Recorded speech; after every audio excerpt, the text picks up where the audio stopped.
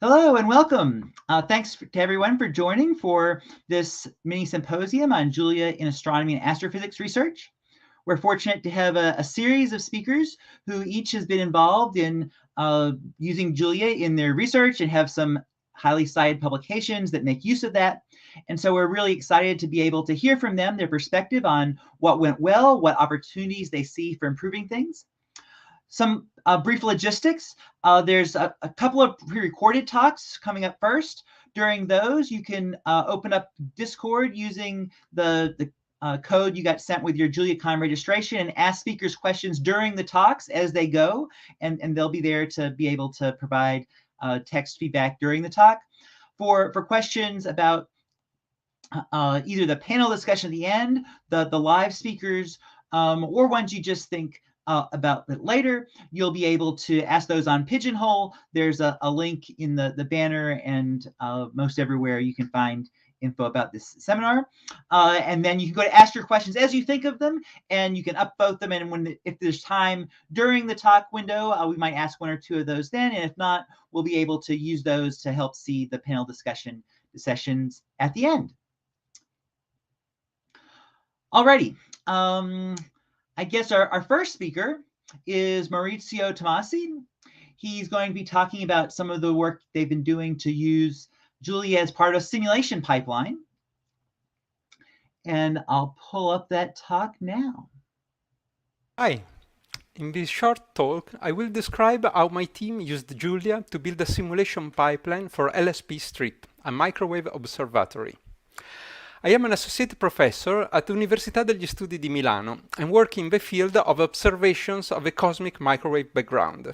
This is the reason why I am so interested in microwave astronomy. I've been a Julia user since version 0.2, and as I have mentored several students in the last years, I have taught Julia to several of them. In this talk, I will describe how my team has developed a simulation pipeline for a microwave observatory, LSP Strip. I hope that this will be of interest for people attending this mini-symposium, to hear how young people studying astronomy and astrophysics have learned to use Julia, what they have produced, and what they did like or dislike about the language. So I'll first present an overview of the experiment. LSP Strip will measure the polarization of 1/3 of the sky in the range between 40 and 90 gigahertz. The instrument is an array of 55 receivers. You see they here. There are 49 of them at 40 gigahertz, the larger antennas, and 6 and 90 gigahertz. Here you see at the border, 6 of them. They are coupled with a telescope, which is shown here, a sketch. Next year, both the instrument and the telescope will be deployed to Tenerife, in the Canary Islands. So, observing 1/3 of the sky requires a well-thought scanning strategy. The telescope will be moved according to this animation. Let me show you. So the idea is to make the instrument point with some constant elevation angle, you see here, and then it will spin regularly day and night around the zenith for the whole mission time, which is nominally 2 years. This motion, combined with the daily rotation of the Earth as observed in Tenerife, will make Strip cover a stripe in the northern sky, and this is shown in the right in green and blue. The juxtaposition of the green and blue stripe in equatorial coordinate show you the sky coverage, which is roughly 1/3 of the sky. So, we wanted to build a simulation pipeline which simulates data acquisition. So, to simulate it, one must produce, first of all, 55 timelines, one for each receiver, 55 receivers. Each timeline lasts for 2 years. Then, once you produce these timelines, you need to flag them, calibrate them, and most important, to combine all of them to produce a sky map of a polarized signal, shown on the right. This map is not really what Strip will observe. This is a map produced by the Planck collaboration. Of course, Strip will observe just 1/3 of the whole sky, as I said. This kind of simulation pipeline requires several parts. You have to simulate the motion of the telescope and the Earth. You must compute astrometric positions for each sample acquired by each of the 55 receivers. The sampling frequency is 100 Hz, 100 samples per receivers.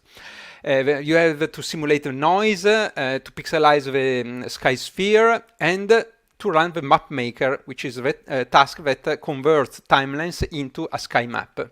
This last part is not trivial. Map making is a global optimization problem, which requires to process roughly 1 terabyte of data without the possibility to split the job in chunks. All the data must be kept and processed in memory at the same time. So this task needs to be extremely efficient. You have to deal with large amount of data and to process it quickly. This kind of simulation pipeline, once you have it, can be used to answer the so-called what-if question, where one assumes that the instrument exhibits some non-ideal behavior and wants to estimate its impact on the scientific outcome. What if the level of noise is this or that? What if we make some mistake in deriving astrometric coordinates? What if our calibration accuracy will be something percent? A simulation pipeline can help to answer these questions because you just simply run it in the nominal case, and then you rerun it, including the non-ideality you want to study. Then you compare the results. We did not invent the LSP strip pipeline from scratch, as we had a lot of experience. I had a lot of experience from the Planck LFI data reduction pipeline, which I helped to develop. Planck was a space observatory that implemented an instrument, LFI, whose design was similar, albeit more primitive, to LSP strip. So let's quickly see how we developed the pipeline for Planck, and then I'll describe how we improved the idea for LSP strip. The Planck LFI data reduction pipeline was developed starting from 2005, more or less. Planck was launched in 2009. It was a monolithic pipeline written in C++ with parts in Fortran. It was hard to compile because you have to hack the makefile and properly point at several mixed language dependencies, C, C++, Fortran. And plus it was a command line application. Even in the simplest cases, you had to hunt for its output files and manually open each of them to check the results of the simulation. Just compare this with modern notebooks. It was somewhat hackable using an input parameter file, but for several analyses, this was not enough.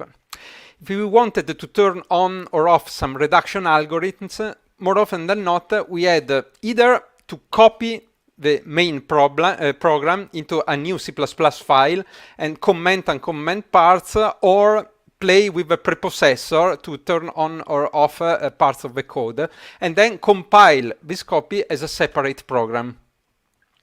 It was not pleasant to use it. When we started working on Strip, we decided to avoid this approach, and we chose Python, as all the students in my team knew at least a bit of it. And moreover, package management is far better than C++, and notebooks let one to work interactively.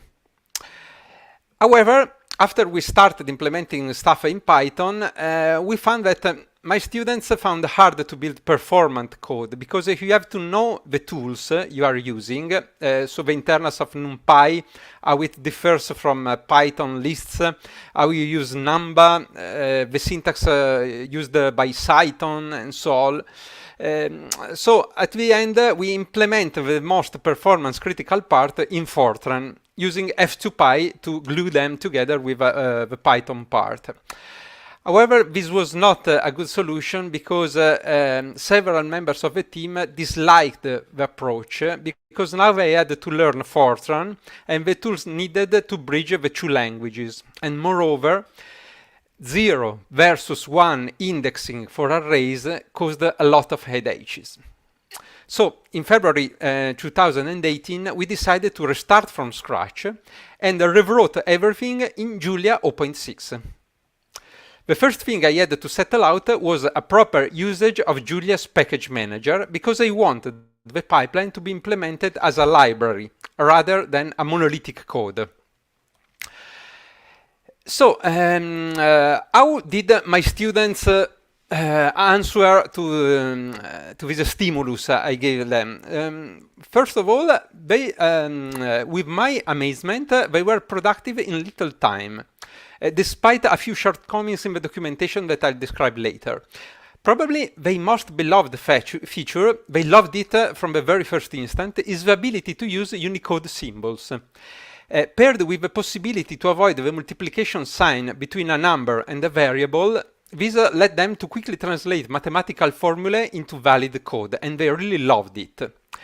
They were amazed to learn that for loops that used to take so long in plain Python were so quick to run in Julia. In fact, for a few modules they ported from Fortran to Julia, the performance was on the same order of magnitude even in their very first incarnation of the code. They were amazed. Despite the fact that package management is somewhat hard to learn, and let me say unexpected for a student in astrophysics, the idea of having a library to simulate the instrument instead of a monolithic code helped them to organize their work, because each of them developed the scripts that listed the library as a dependency, and each script as a specific target, characterize this effect, that another effect, and so on. This led to a very natural workflow, and it was easy to deprecate all the scripts while keeping the possibility to rerun them when needed. This is a point for proper package management and versioning. And I should add that they spread their experience, and I still get several requests from students for Julia-related thesis topics, even today. Of course, not everything went smoothly, because, for instance, the fact that we decided to build a library instead of a monolithic pipeline means that they had to understand how package management works. And I used the word unexpected because a student in astrophysics is willing to write code that solves some specific physical problem. Learning package management is something that doesn't really resonate with them, but in Julia is extremely important to understand it. They had problems with Julia documentation because basically the Julia manual is meant to be a general introduction to Julia, while I believe they were hoping for some more astrophysics related tutorial that introduced them to the language, or even if not astrophysically related, a more tutorial-like approach where you build something that is of real use. I should say that Ehring Engeheim is preparing a new book for Manning which follows this approach, and so stay tuned for good news with respect to this aspect. Surely having a tutorial where you do something astrophysical would have helped them a lot to learn the language and some peculiarities of the language more quickly. Also because they started writing code very early, but it was often a not idiomatic code, which missed several nice features of Julia. For instance, their first version of the code declared the type of all the function parameters, which is something you, of course, do not want to do in Julia. And related to this, after 3 years of work, I am still not sure they have really appreciated multiple dispatch, unfortunately. And I don't know why, but each of them missed the section performance tips in the Julia manual. This would have suggested several easy optimization for the code, which they had to implement later in code that already existed. I don't know why they missed it. Probably it's easy to miss it. Finally, I will report my own impressions about the task and how Julia was used for it. So far, I assumed the point of view of my students. So first of all, Julia was very well received in the collaboration. It seems that it is not considered a niche language, as most of my colleagues were intrigued by our choice of adopting it. I think that an often overlooked feature of Julia is its built-in package manager. I mean, it's hard to learn for students, okay, I already said so, but it's so awesome to let somebody else install dependency for you. In C++, it was such a pain. Remember the experience in Planck LFI I described. I must say that I've used multiple dispatch a lot, but while developing the strip pipeline, I overlooked multiple dispatch and its many facets many times. Every now and then, I realized that if I used it in some parts of the pipeline, I could have achieved terser code or better performance, or even both. So I, the teacher, I'm still learning about Julia potentialities. I will add that code LLVM and code native are really awesome to hunt possible bottlenecks. Sure, you can achieve the same using a C++ compiler if you ask it to output assembler. But it's not as handy as typing these commands on the REPL and instantly get the results. Unfortunately, I must list also a few cons in using Julia. So one of them, as you probably have already experienced on your own, is the lack of libraries. As a matter of fact, to properly implement pixelization of the sky sphere, I had to develop and maintain hillpix.jl. Probably some of you have used it, precisely because I needed it for the LSP strip pipeline. And for astronomers, there is AstroLib, which helped us in computing astrometric positions. It has been enough so far for the LSP strip pipeline. I fear that sometime we might miss some features that are provided by AstroPy, but not in AstroLib. I haven't reached this point yet, but it's clear by having a look at the manuals that AstroPy is so huge when compared with AstroLib. So probably it might be a problem for those who need more sophisticated astrometry computations that us. I thank you very much, and the presentation stops here. Thank you.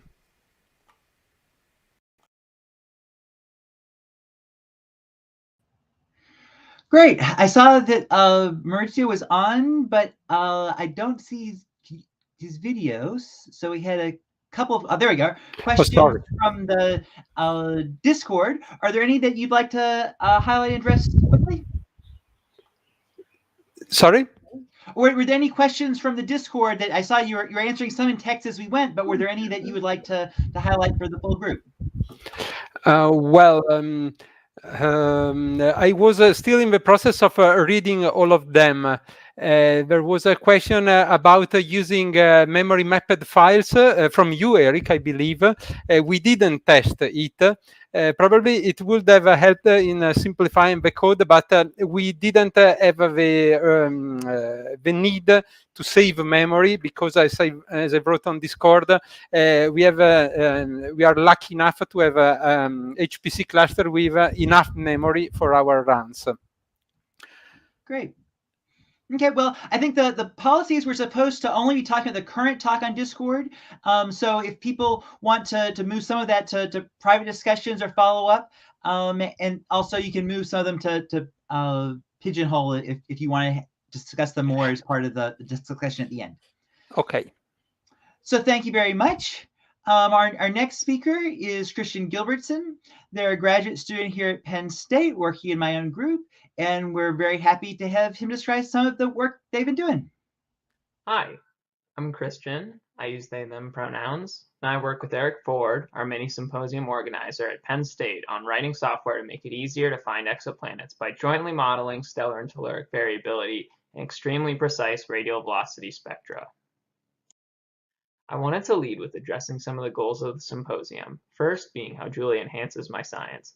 As we all know, Julia is extremely fast, and for me, easier to read and write than other canonically fast languages like C++ or Fortran, which has made it really easy for me to bring my own code, and others that I need, into Julia when I need that speed. For this project, I particularly appreciated the built-in support for fast linear algebra with sparse matrices with standard library components like sparse arrays and packages like mklsparse, the multitude of automatic differentiation packages, and the ease of benchmarking with the use of benchmark tools and flame graphs. There have been some challenges as well.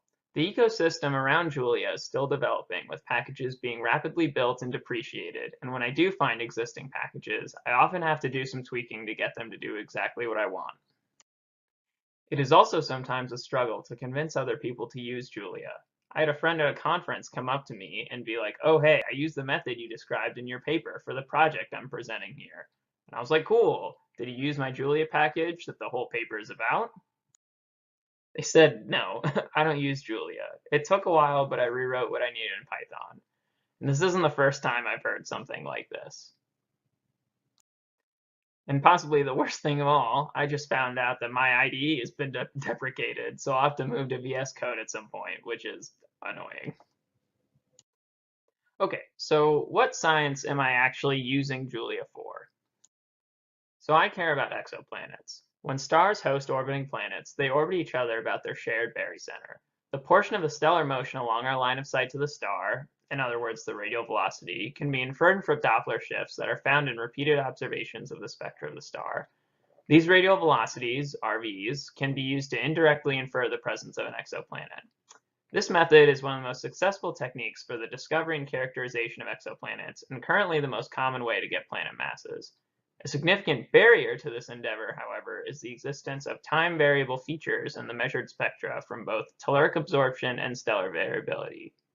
For example, there are pulsations where the outer layer of stars oscillate based on their internal structure, granulation where convecting cells move gas to and from the surface of the star, and magnetic activity like star spots caused by magnetic field flux inhibiting convection at the surface of the star. All these phenomena cause spectral line asymmetries that show up in radial velocity measurements. In addition to the stellar variability, there's also spectral variability from the molecules in Earth's atmosphere, like water and oxygen, absorbing and emitting their own light, especially in the visible and near IR portion of the spectrum. These are often called telluric, in other words, of the Earth features. We can separate out the telluric spectra from the stellar spectra by relying on the additional Doppler shift we get from repeatedly observing the star at different parts of Earth's orbit. When we look at the simulated observations in blue, we can see that while the telluric lines in green stay in the same reference frame, the stellar lines in orange sweep across the detector. This portion of the Doppler shift is well characterized. The portion of the total shift we're actually interested in is the 0.001% that remains after any corrections for motion of the observer relative to the barycenter of the stellar system we are observing.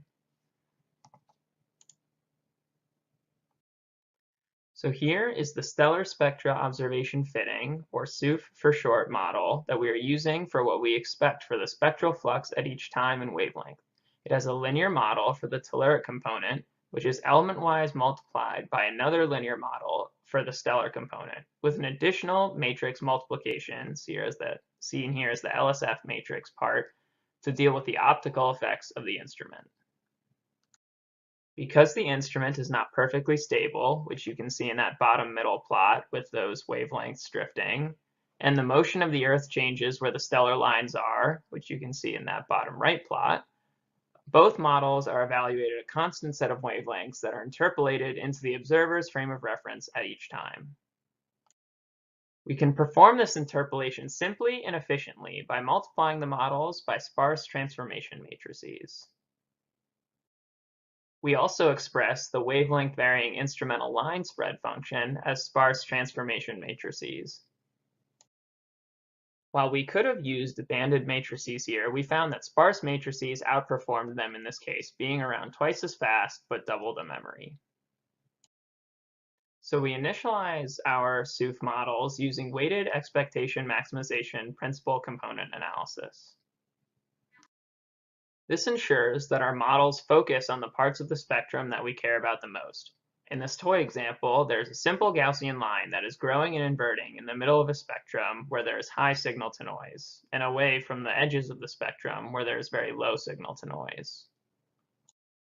If we do not include the uncertainty information, regular principal component analysis in orange is unable to identify the meaningful change that we care about amidst the high amount of variance in the wings, whereas EMPCA gives a good estimate for both the basis vectors and the weights. The EMPCA method was originally described in Bailey et al. 2012 and was coded 100% in Python. To get up and running using it in Julia quickly, the first thing I did was to just write a tiny module that loads it in with PyCall. In this case, it was a pleasant surprise how easy it was. The only thing was that I was still in the prototyping phase with my project, and for my problem sizes, it was taking about a minute to do each EMPCA analysis. It wasn't a blocker, but it could definitely be better. When we found that our models could be vastly improved by performing several different initializations, I didn't want to have to wait around 30 minutes just to see if my model started in the right place. It used to take a full minute just to do one analysis, but thankfully a 10x speedup was only a simple Julia rewrite away, only depending on linear algebra, and it was surprisingly short, just 100 lines of code.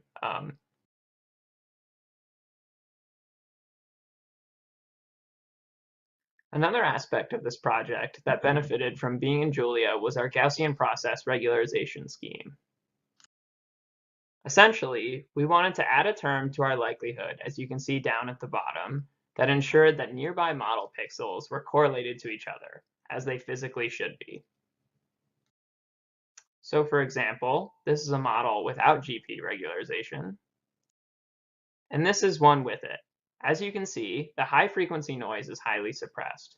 Typically, computing Gaussian process likelihoods is of order n cubed, but several algorithms have been developed to make it of order n for certain kernel functions. Indeed, there's already Julia code to do this in temporalgps.jl. But the problem was that it wasn't quite fast enough for our application. In particular, computing the gradient of the log likelihood with temporal GPs and the automatic differentiation package nabla.jl, the orange line, was slowing down our inference steps by a factor of 15. While it scaled well, much better than the of order n cubed as expected from the analytic version in gray, it just started out too slow.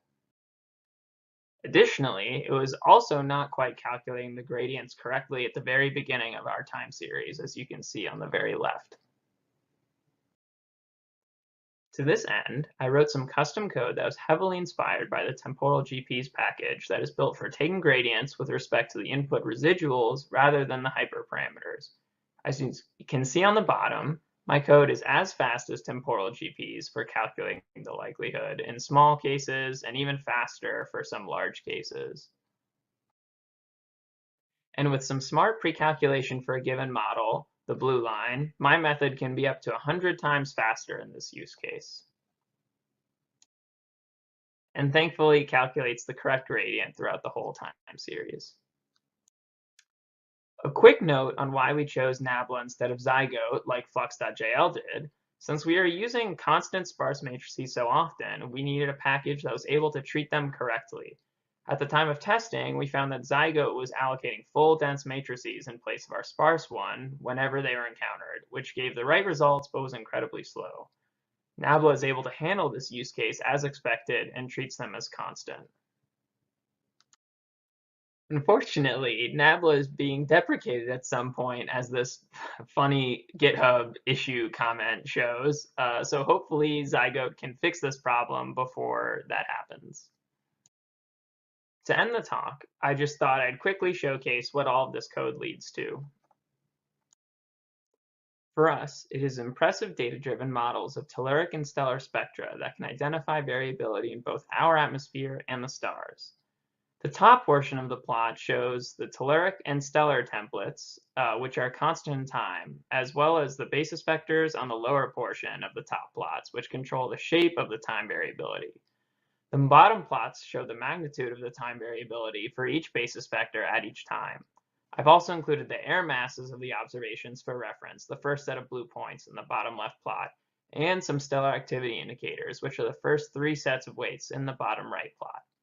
Interestingly, the stellar variability that Sue found is a well-known stellar activity indicator that tracks the variation in the large H-alpha line at 6563 angstroms, but it was found with no prior knowledge of line location or amplitude. You can compare SOOF's measurement of the indicator in yellow at the bottom to the instrument pipeline's measurement of the same thing in red. SOOF models are often able to fit each spectrum to the 1% level, as you can see in the middle portion of the plot showing the mean absolute deviation. If you combine the information from many SOOF models together, it allows us to get RV estimates that meet or sometimes exceed those of the instrumental pipelines whose data we tested our models on. So with that, I will conclude. Thanks for listening and enjoy the rest of the session today.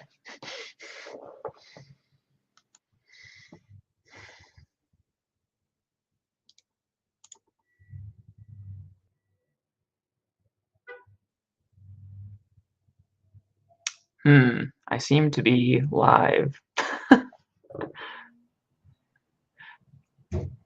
Eric, have you said anything? Yes, I was asking if you said Okay, sorry, I totally missed that. To address live. Oh, okay, I'm so sorry that I just caused that much dead air. I had it muted just so I didn't have to listen to myself. I'm sorry. Okay. Yeah. So one big thing I would like to say is so the EMPCA code is currently kind of a smaller version of the original Python package that only does the actual meat of it, does the EMPCA, but it would be it's already basically in a module, and it'd be really easy to separate out. It's just that it's been a footnote to the rest of this, even though I recognize it would be generally useful. So I would be happy to do that if even one person wanted me to. Well, consider that as an invitation, audience, to Zack, Christian, an email. Another question that someone mentioned was the memory requirements in Python versus Julia. You want to say anything about that here? Yeah. So the memory allocations that I quoted, both the number and the amounts were just me copying off what was reported by benchmark tools at btime macro for running them, both the kind of PyCall version as well as my own. So my guess is that since it was so much slower, I mean, it could just be, Python, whatever, slower than Julia. But I also don't think their implementation was so much more, brilliant than mine that, it was a factor of 1,000 less allocations. I think it might have just been a bigger issue with it's hard to track all the allocations through PyCall. But I don't know. I didn't spend enough time to really investigate that. Very good. Anything else? Nope. Thanks for coming. Also, I realized I never said this, but I'm Eric's grad student. I'm not I realized the last person said they were an associate professor, but I'm a grad student. If you couldn't already tell just by how I act. It makes your accomplishments all the more impressive. Thank you very much. And our next speaker is Eric Agol. He's faculty at the University of Washington, where he's been doing some very interesting work on analyzing extrasolar planets. And with that, make it over. Okay, thanks, Eric. Is my slide showing up? This is my first time using Stream. Yes, we see your slides and you. Wonderful. So it's great to be here virtually with you all. And it's also great to have Eric Ford chairing the session, as Eric was one of the folks that got me very interested in Julia in the first place. And I'm going to talk about some work that was published last year, as well as some code that we're working on continuing to develop. First, wanted to introduce my research group, which a former student dubbed the Agol Rhythms Lab. We build algorithms for exoplanet transits, transit timing, exomoons, embodied dynamics, Gaussian processes. I'm also interested in lensing and binaries. Two of my current students, Bethany Lindor and Zack Langford, have bitten the Julia pill and are using it in their research. Bethany for transit timing and Zack for developing a photodynamical model. Tyler's also played around with it a little bit with Gaussian processes. And then there are two postbacks and undergrads working with us as well and using the Julia language. My path to Julia was circuitous, but it, in developing these codes, I would develop in IDL, which was, high level. I could debug easily. It was interactive, but slow. And so then I would translate code to Fortran, which was kind of the first language I had ever learned. But Fortran took some time to debug, and it was also not as interactive, which made it a little less convenient for doing kind of data analysis and such. A lot of my students started using Python, so I considered that, and every time I tried to use it, it seemed slower than IDL, which was already slow. And I found it really awkward to use these two languages. Jake Vanderplaats first pointed me to Julia. Jake's written a book on data analysis in Python, and I was complaining about Python to him. He said, well, why don't you try out Julia? That was some years ago, but really Eric Ford was the one that encouraged me to use Julia. And his numerical astrophysics course notes were very helpful initially in getting me into the Julia language. And about 6 years ago, I had a hard disk crash and decided I'm going to fully go into Julia and to rewrite a bunch of program or software that I had written in this IDL Fortran mode. And, it was, easy. All of you have probably been sold on this, but it's great developing and with the REPL, easy to develop, test, debug code. I'm really not much of a programmer, and so I really liked that interactive aspect of it. And then the just-in-time compiler made the speed no longer an issue. Obviously, you have to usually tailor Julia code to make it fast, but that is something I'm still learning to do, but it's really great to have this kind of one language solution. So today I'm going to report on this work on this TRAPPIST-1 planet system of 7 transiting planets, several of which are in the so-called habitable zone. These are Earth-sized planets orbiting a very small star. And with the discovery in 2017 of the 7-planet system, we set out to try to characterize these planets using the dynamical interactions, which is referred to as transit timing variations.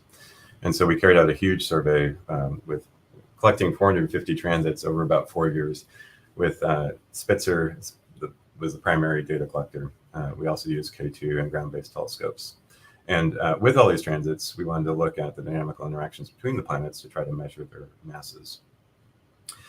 So I'm gonna have some links to the code that was produced for this paper, which is in a GitHub repo. So that's at the top here. This is using the pyplot.jl caller. It wraps the matplotlib library in Python. This shows the data in purple and orange with error bars. What's being plotted here are the transits of each of the 7 planets, 2 in each panel except for the lower left, which is one planet, planet D. A is, of course, the star. And what's being shown here is each transit time with a linear ephemeris subtracted. And so these are the residuals of the transit times of the planets. If each planet was just by itself orbiting the star, this would be flat and it would be around 0. But you can see the dynamical interactions imprinted by the planets passing one another. That causes these zigzags. You can also see the proximity to resonances of the outer planets, especially on the right-hand side, where you get this 485-day oscillation, which is due to the near resonant interactions between these planets. And so by fitting these data with the model, we can try to back out the masses of the planets. We also want to measure the size of the planets. We get that from the transit depth, and the goal is to get the Bolt compositions. Also to see if there's an 8th planet in the system. We know 7 are transiting. There might be an 8th one that's too small or is too long of an orbital period to have been detected. And then we'd like to characterize the dynamical state, see what that informs us about the formation of the system, as well as characterizing the star, which gives us better parameters for the planets. We'd also wanted to make predictions for the James Webb Space Telescope, which has already taken some data on the TRAPPIST-1 system.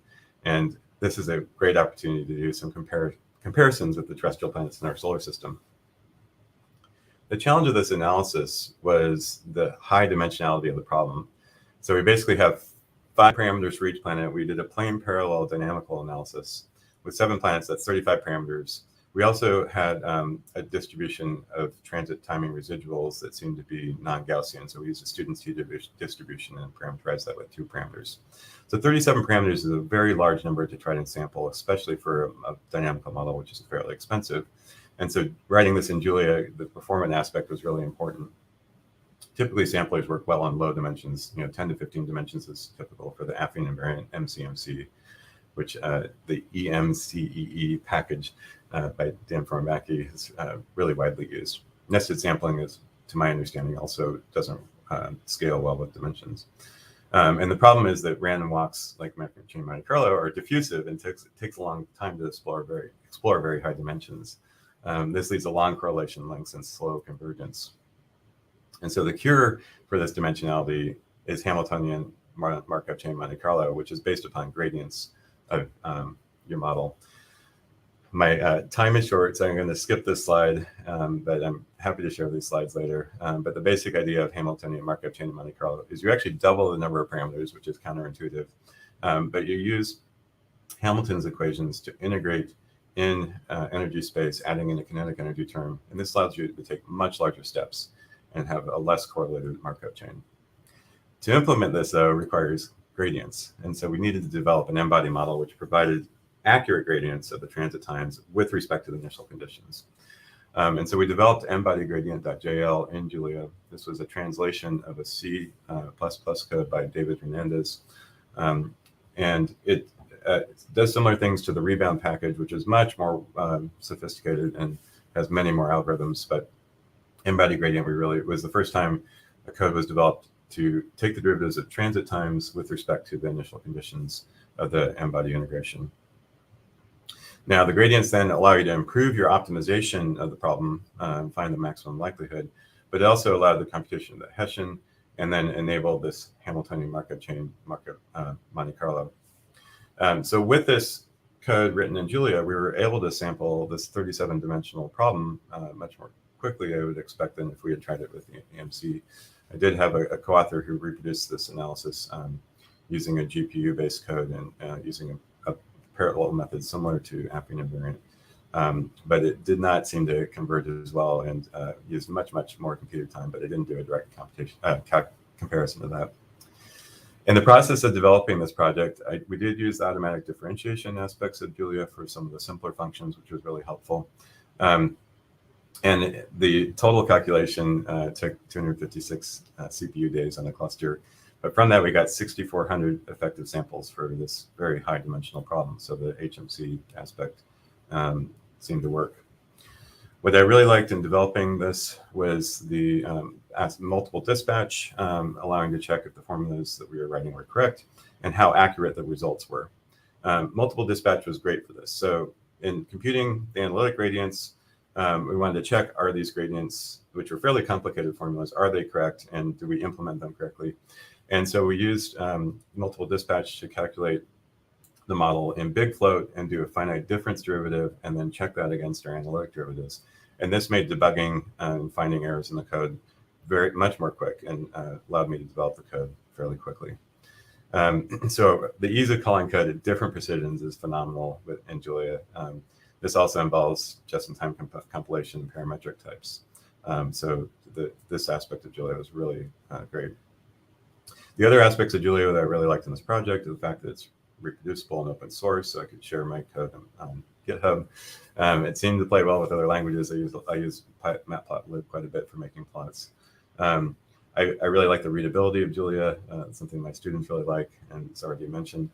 And I also was able to write my own optimization with a Levenberg-Marquardt optimizer in particular, and I wrote my own HMC algorithm in Julia without it hitting the performance. And then the auto diff was great as well.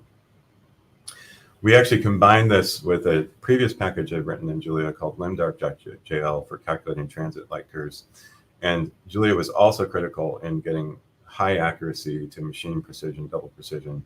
There's a few problems and solutions that are listed here that were implemented in that project, but I don't have time to go into that. The great thing about that project as well was that it was very performant in Julia. So relative to the C++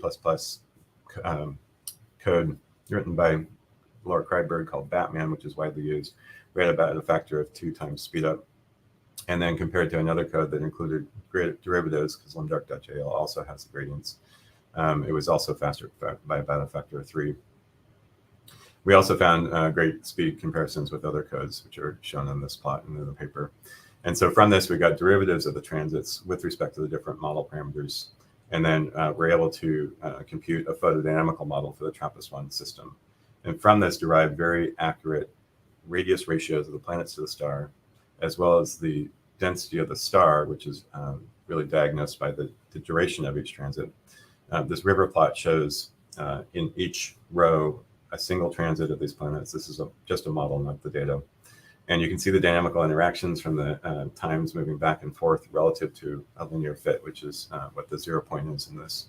The x-axes are in hours for each of these panels, and planet B on the left is a 1.5 day period, so there's 1,000 transits depicted there. And planet H on the right is about a 19-day orbital period, so there's something like 80 different transits. And so from this, we were able to get both the masses and the radii of the planets. With the characterization of the star, then we got very precise radii and masses for these planets, and the posterior probability distributions are shown in color. The colors are actually correlated with the incident flux or the equilibrium temperature, which is given by the scale on the right. If we knew the stars' parameters perfectly, then you would get these smaller uncertainties. Due to the uncertainties in the stellar parameters, we get the larger ones, which are being flashed back and forth here. And I should say radius and mass are both relative to the Earth, which is shown in that green dot on the dashed line, which is a model for the composition of planets as a function of mass for an Earth-like composition. You can see that the TRAPPIST-1 planets are all inflated. They all seem to lie along a single mass radius relation, and so there seems to be a common composition of these. This code is also available in that Julia repository. I did run into issues with using Julia. So the allocations in Julia seem to slow it down significantly, probably due to the garbage collection. And so we made some effort into pre-allocating large arrays that were reused in structures. This was, just a little complicated to do and added some, definitely some difficulty in the development, but it did lead to a fast performant code. And so it'd be nice somehow to be able to create some closures where you could use pre-allocated arrays without having to create a structure in advance. We've also found in some cases that the Julia performance varies with system architecture. We had one case where tests passed in Linux and OS 10 in the cloud, but didn't pass on my MacBook Pro. And we're not really sure yet what was going on with that. So that is one surprising thing that we've ran into recently. The additive framework as well. Sometimes when we have an analytic derivative, we'd like to be able to use that within an automatic differentiation framework. And that is something that Zack Langford's been working on. He's had some complications in trying to get that to work. So final aspect is that AutoDiff doesn't work for numerical integrations and can lead to numerical instability due to cancellations of numerical instability or numerical round-off errors. Sorry, that was a typo there. So that is something that is maybe just a general problem with AutoDiff. We're also, so future work. We're working on, we've developed actually a StellarSpectraObservationFitting.jl, which is now out of date. It was developed with an earlier version of Julia and hasn't been updated. So we could use some help in updating this fast 1D Gaussian process, which is probably similar to the other GPU that was discussed by Christian. And this code does have a Julia repo and some basic documentation, but needs to be updated for the latest versions of Julia. We're also working on something called photodynamics.jl, which is a marriage of these two packages, limdark.jl and embodygradient.jl, to produce a differentiable photodynamical model for doing inference on large planetary systems. So I'll end my talk there. Thanks very much. Thanks so much.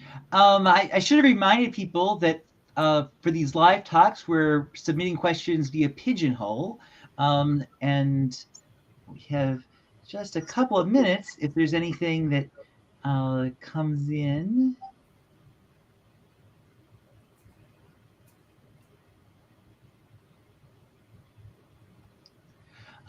You mentioned the forward diff, or I'm not sure you're using forward or reverse diff through the differential equations. At the Astroinformatics Summer School, we had a couple of nice talks by Chris Rackhouse, and he had examples where we actually did run AutoDiff through some differential equations. So to compare, like, is it a particular feature of the differential equations, or is it which verse or which auto differentiation package you use as the engine for it that matters? But Yeah, I don't know the difference, but I'd be interested to maybe try to dive into that. Yeah, that would be great, because it would be nice. I did put a lot of effort in developing this n-body gradient and taking carefully into account the cancellations which can occur in derivative formulas, which leads to numerical inaccuracy in some cases. So I'm not sure if AutoDiff would be able to handle that aspect of it as well, but it'd be really great to be able to just write one code and be able to use AutoDiff rather than writing all the gradients by hand. Yeah, very good. Well, thank you. Thank you. Yep. Next up is Zack Lee. Let's see. Fine. He's going to be telling us about taking gradients of the Big Bang with Bolt. And take it away. All right. Can you hear me? Yes, but you're a little soft. So if you can okay. boost the mic or move closer. All right. Hello? Yes, very good. Thanks. All right. Hi, I'm Zack Lee. I'm a postdoc at CETA, the Canadian Institute for Theoretical Astrophysics. I'm going to be talking about a theory code for cosmology, which is actually what this will make predictions for the data that Maurizio Tomasi is measuring. And this work is done with Jamie Sullivan and Marius Millea. They're both at Berkeley. So the general cosmological program involves comparing astrophysical data, so measurements of the sky, for example, of the cosmic microwave background, or optical galaxies, and comparing that to theoretical predictions. So here are a subset of the Einstein-Boltzmann equations that describe the evolution of perturbations in the early universe. And Bolt integrates these differential equations. And doing these this kind of analysis lets you answer really crazy questions, like how old the universe is, what the curvature of the universe is. It even can answer particle physics questions. Turns out the growth of structure is sensitive to the sum of the masses of the neutrino species. And at the end of the day, you turn your data into these triangle plots that show your Bayesian posterior estimate. So Bolt is a code for linear perturbation theory. And so this describes pretty well the dynamics of the early universe, where things are mostly homogeneous. So here, in fact, is a transfer function from Bolt showing the evolution of photons in blue, doing some oscillations, as well as the evolution of the metric and baryons. So this is a linearization of general relativity. And so just a now lightning review of this model that Bolt is integrating. It's the Big Bang. So it starts with some initial singularity, 10 to the minus 32 seconds. Then the popular model is inflation. The universe goes through a rapid expansion period.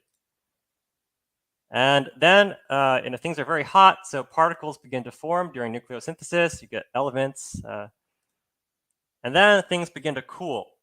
So in the early universe, everything is coupled. It's just one big party where every particle is interacting with every other one.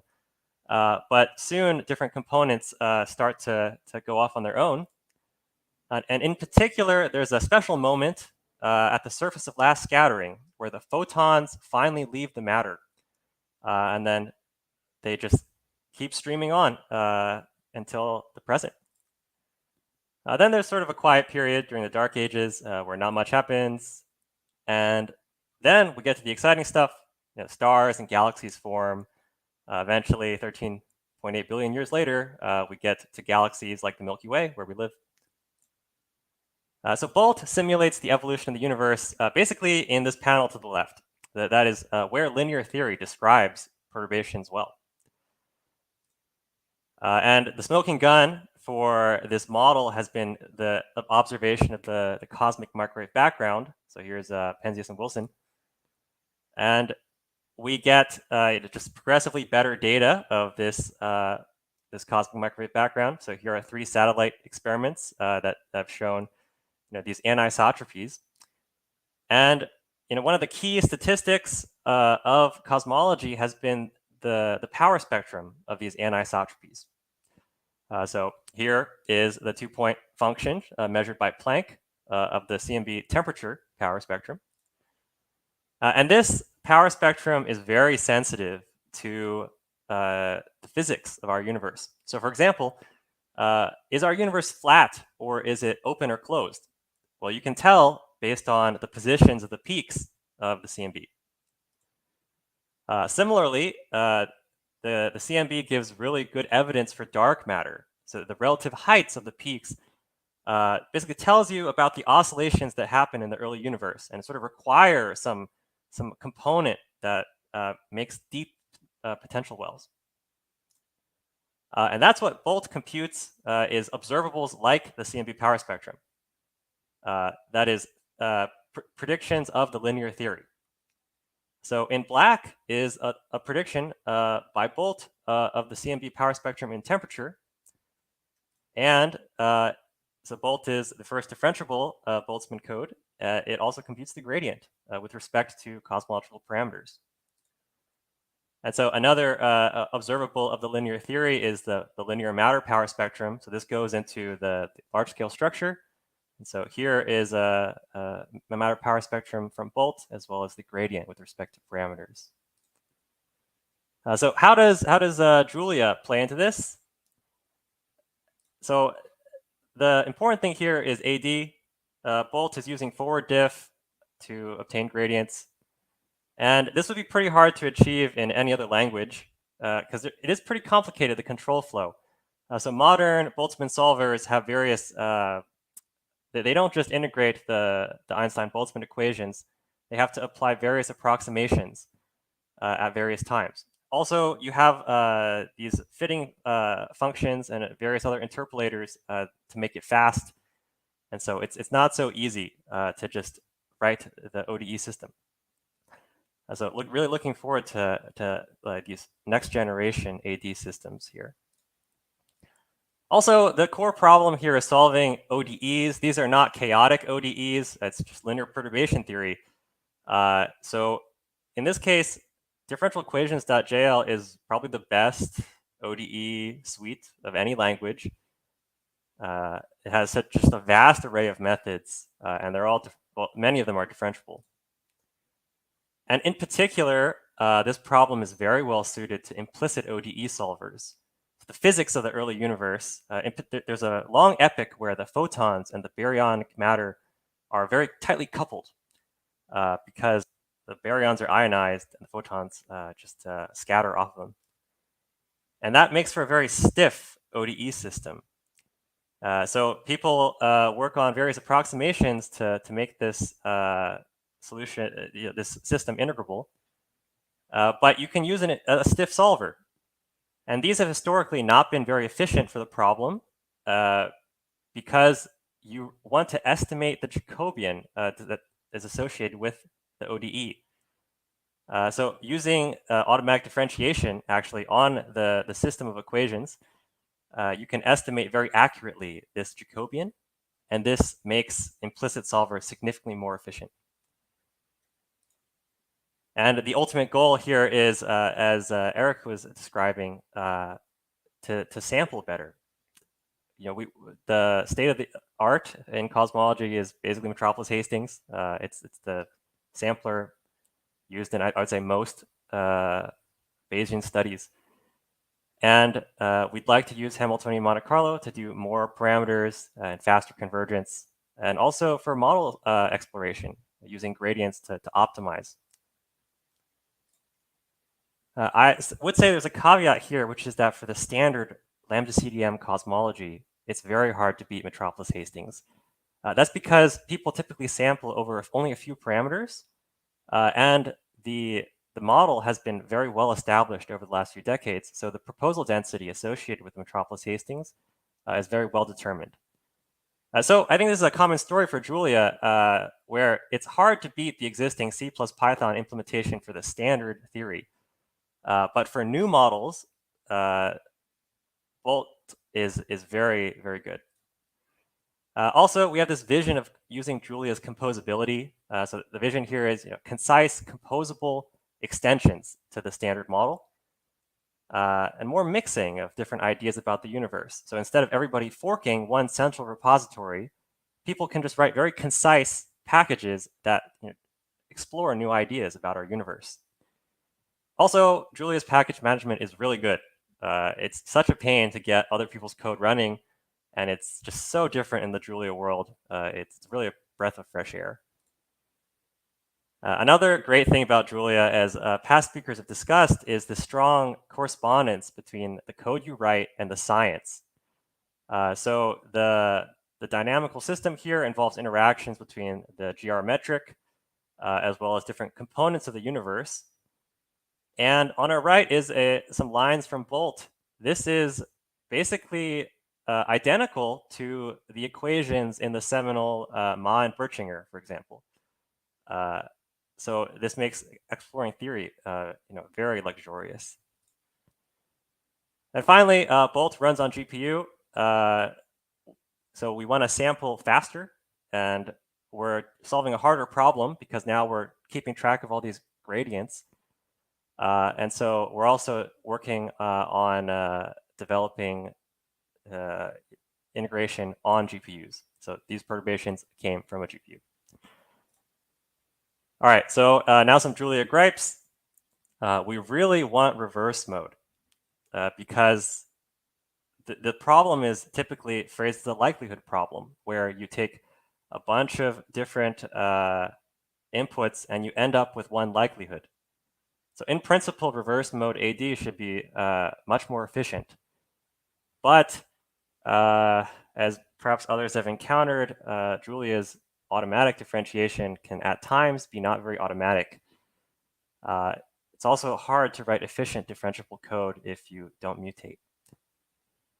Also, for users of Python wrapped Boltzmann codes, those codes will have basically instant startup times. And so using Bolt with its kind of long pre-compilation can be daunting for users. And then, okay, this is not something that Julia can fix, but I love Unicode, and I wish I had a complete set of subscripts and superscripts. Somehow it is the year 2022, and we don't have that. Okay, so just now a summary. Boltzmann codes like this that solve the equations of linear perturbation theory are sort of the first step in almost any cosmological analysis. So we expect this to be a core package for the sort of Julia cosmological ecosystem. And we really want reverse mode AD. We're working on this. And we're hoping for also for the ecosystem here to advance. Also, I just want to echo something that I think Maurizio also described, which is that many cosmologists are really interested in learning Julia. So especially in cosmology, kind of computational problem is very large scale. You really don't want to be writing in Python. But there's not a lot of subject-specific learning material. And so when I evangelize, for example, I often point people to the Quant Econ Julia ebook, which I think is very high quality. But it would be great if people could instead go to some sort of astro-themed tutorial using concepts that they're familiar with. All right, that's it. Thank you. Great, thanks. And I found a couple of questions on the Pigeonhole. One is about, can we exclude the possibility that the cosmic microwave background radiation looks differently from another star, and that might affect our conclusions? Oh, okay. The science question. Interesting. Can we exclude? Is it cosmological? I think the question is like sort of maybe from a non-astronomer, like should we trust our view to be representative? Oh, that's a great. Okay, that's a really great question. It is remarkably homogeneous, so or rather isotropic. So if you point your detector in anywhere in the high latitude sky, you see this background radiation at 2.7 Kelvin that is smooth to a part in 10 to the -4. So stuff that is not causally connected even, right? So opposite ends of the sky all exhibit this radiation. So it seems unlikely that it's something nearby. Thanks. Another question, how often do you use Unicode for mathematical and physical expressions in practice? So we use it really aggressively in Bolt because perturbation theory has this reputation of getting quite nasty with the sort of analytic expressions. But the Bolt, the functions look so clean. They're straight out of the papers. This is also why I really want those superscripts and subscripts. I don't know. Who can I pay? And somebody asked, you mentioned some numerical instability issues with auto differentiation. Is that only happening when you do auto differentiation, or also when you get a normal discretization of the method?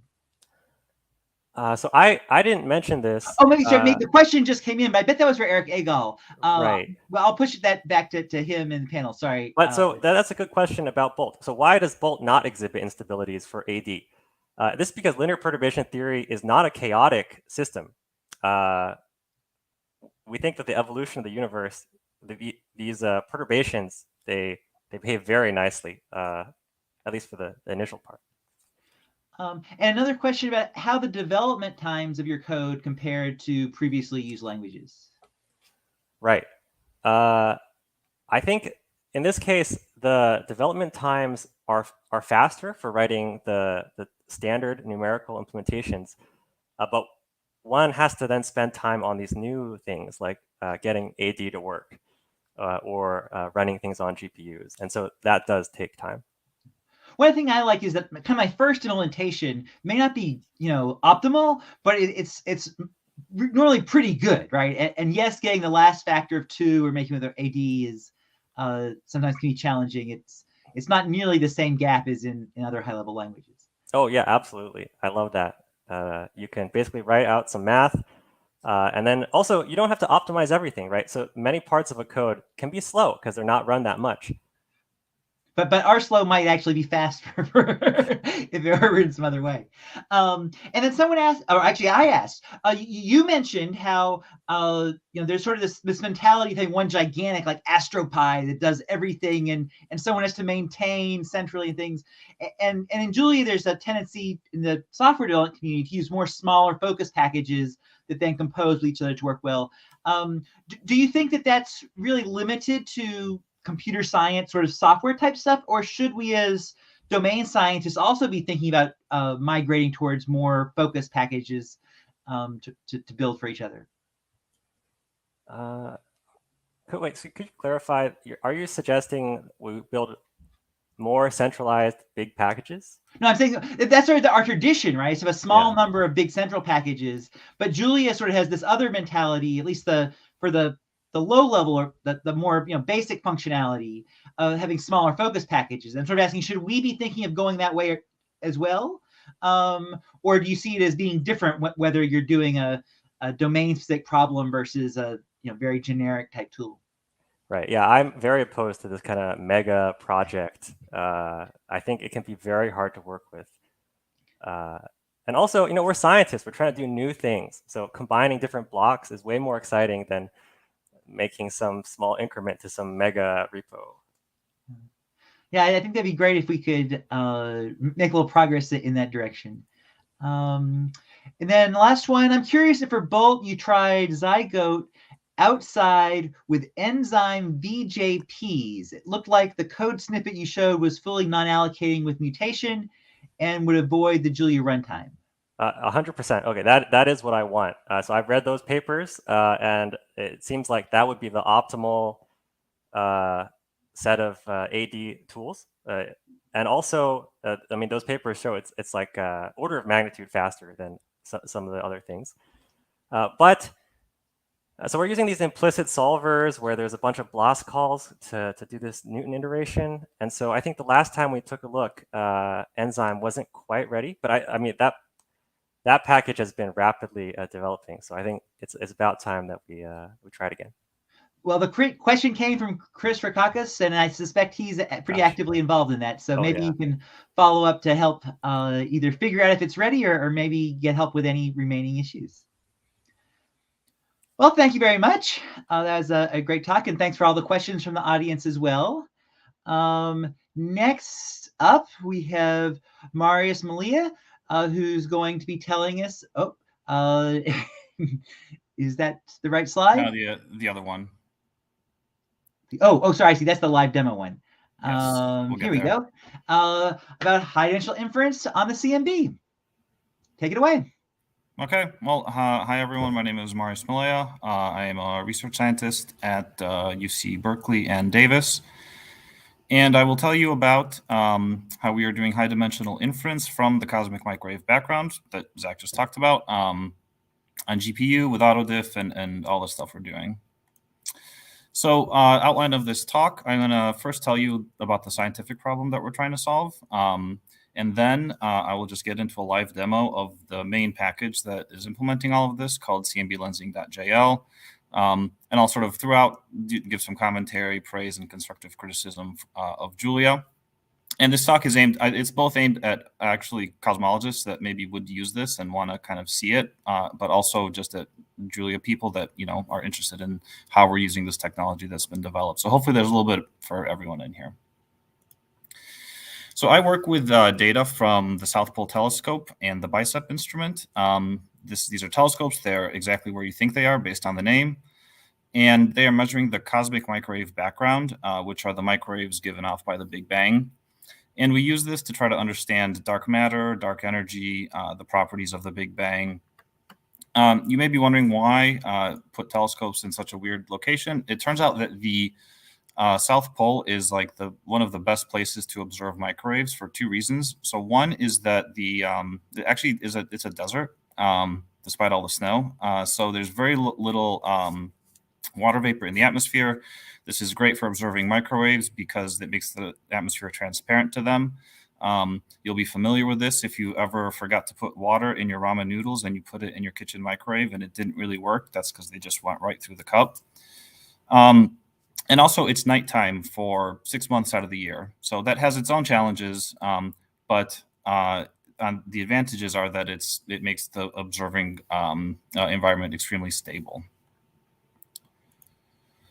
So here's a simulated image of what we observe with these telescopes. So the red and the blue spots are temperature fluctuations that are actually only one part in about 10,000. So we're measuring really tiny temperature differences in different regions on the sky. For scale, for the non-experts, I have the moon on here. And then there's this little black pixel down in the corner, which you can maybe see. That's not an accident. That's actually, if you've seen these recent deep field images from the James Webb Space Telescope, these beautiful deep fields. So that's actually basically just that tiny pixel on this map. So we're looking at very large scales. And this is what we see, but this is actually not the way that this image was emitted by the Big Bang, because that light was bent as it traveled to us throughout the universe. And so since this is a simulation, I can just take out the bending. And if I flip between these two now, you can see kind of this effect. And this is called gravitational lensing because the light is being bent by the gravity of all of the matter and the dark matter that it's passing by. So you can make a vector field for how stuff is deflected that looks like this. And it turns out if you take the divergence of this vector field, you get a map that looks like this. And this is almost to a great approximation, literally just a map of all of the dark matter in the universe projected along these lines of sight, all the way back to the Big Bang. And so we want to measure this and learn about the dark matter. And in practice, actually, it turns out that this vector field is curl-free. So it makes sense actually to describe a scalar field, a scalar potential whose gradient is the vector field, since that contains all of the same information. And this is this so-called gravitational lensing potential, this phi map. And so this is in practice what we actually go and try to estimate. Now, of course, we don't observe this. We observe the already distorted map of the CMB. And in fact, we don't even observe this. We observe it as it's been smoothed by the finite resolution of the instrument and has some additional noise and a whole host of other kind of instrumental properties. So this is essentially a challenging inference problem. We see this noisy, distorted map, and we want to reconstruct these these other fields and their statistical properties to learn about the physics that we're after. So just to say, there's some partial solutions that exist. This thing called the quadratic estimate. And it can be suboptimal by like factors of 10 or so by the time we get to the noise levels of future experiments. Our solution is based on Bayesian inference. So we infer the unlensed CMB, this lensing potential, and various parameters.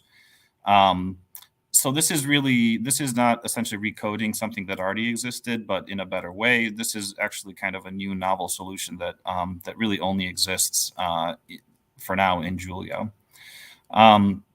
It's implemented in the CMB lensing.jl package, and we've actually done it to some small bits of data.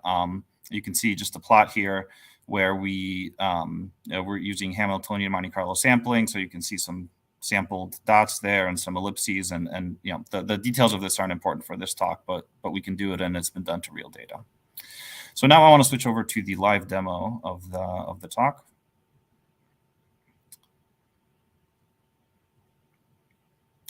Thank you. So this package, cmblensing.jl, you can see here, you can just import it and a couple of other packages that'll be relevant. So the basic building blocks of this code are these custom array types that correspond to maps, like the maps we were just looking at. So here's one which is it's called Lambert map. Lambert corresponds to the spherical projection, since we're just looking at we're taking the sphere and projecting it down into a little rectangle. And then I've put some dummy data in there. So these are custom arrays that we've implemented. You can see they're printed with some extra information compared to a normal array. And they're just totally array wrappers. So that original 2x2, 1, 2, 3, 4 is inside of this object as f.r. And then there's some additional metadata, f.proj for the projection, that says it's a Lambert and projection and has a bunch of other information in it. So you might have noticed actually that in the printing, the two-dimensional map was actually printed as a vector. And this is actually super intentional. And I think one reason why this package ends up working really well, and just the fact that it turns out it's really useful to think of these two-dimensional maps as abstract vectors. So much so that we hook into the abstract vector type hierarchy. So F is an abstract vector. And abstract vectors are basically just any object that you can define multiplication by a scalar in addition to other vectors. And so these maps certainly have this property. So here's another map, and I can multiply the first one by 2, add the second one, and I get an answer. Now, what's the advantage of this? It's actually mainly the fact that abstract vectors don't say anything about how they're represented. So they exist as like this abstract object. We can certainly represent them as like a list of the pixel values, but we can also represent them as a list of the 2D FFT components, the Fourier components of the map. So here, for example, I swap this field to be represented as its Fourier components. And all the multiplication and manipulation still means the same thing regardless of what basis the field happens to be in. So here I do this scaling and addition, and I get the same thing. And of course, CMB lensing here is showing you the result as a map, but that's kind of just an arbitrary choice. So as part of this, we have to implement broadcasting for these fields. And if you look at the type for this, you can see it basically just holds an array and some metadata. And we have this custom broadcasting implementation. There's actually an example in the Julia documentation for array and character, which is almost exactly what we need. And so basically everything just forwards down to the underlying array, and then you carry around the metadata. So this actually works quite well. And I think is something which would be much harder in any other language. You would kind of end up implementing multiple dispatch yourself almost if you tried this. We can do, so these are vectors, so we can also do inner products. So F is a column vector. You can transpose it and dot it with another vector, and you get a number. And of course, these things don't care about what basis you're in. You get the same answer. Now, we deal with maps that have like millions of pixels. And so it's impossible to represent operators on these maps, which would be matrices. And so they'd be million by million dimensional matrices. You can't store these. So we work with either implicit operators or diagonal operators. And so we hook into the Julia diagonal type. So you can put one of these vectors now, which is a 2D map, but you've splayed it across the diagonal of a matrix. And now when you multiply that by some other vector, that's just matrix vector multiplication. But again, actually, you'll remember maybe that F is a diagonal in the map basis, but G was a Fourier object. So this multiplication automatically swaps G to the basis where it can just do this by just pointwise multiplication. So let me actually show you some not dummy data. So here's kind of what the code looks like. I'm going to load up a covariance for the CMB and for the lensing potential. This, by the way, is exactly the thing that would be calculated by the Bolt package that Zack was just telling us about. So this is now some big diagonal operator.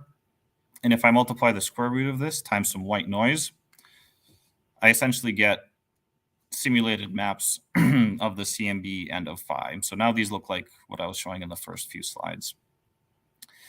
And again, being vectors, I can do things like take an inner product with the inverse of this CF covariance. This is like a chi-square. It's supposed to be about the number of pixels, which here is 128 squared. And I can do log determinants. And that actually is everything I need to compute posterior probability and do inference. So for posteriors, we want to define the model in one place and generate simulations as well as compute the posterior probability. So this is what probabilistic programming languages are for. There are several popular ones in Julia, like Turing, Gen, Tilde. Unfortunately, none quite satisfied everything we needed, although I actually suspect the more sophisticated one, SAS, might, but we could revisit that. Anyway, we implemented our own. Actually, amazingly, it was 86 lines of code, so it's really not a big dependency. But the way it works is that you define a probabilistic model with this special macro type. This is how all of these work. So here we say, some sigma is log normal, some x is normal, which depends on the sigma. And then you can generate simulations, and you can do log probabilities. And it works just the same with our fields. So here, I've defined a noise covariance that's going to add the instrumental noise. And this is what the model looks like. This is actually quite similar to what the real code in the package looks like. So you have a F that's simulated, that's a normal, a phi map that's normal. You apply the distortion, that's this lens flow thing. You add some noise. And then you can do simulations. You can do log probabilities. You can look at the simulation. So here you're flipping between the lensed and the unlensed.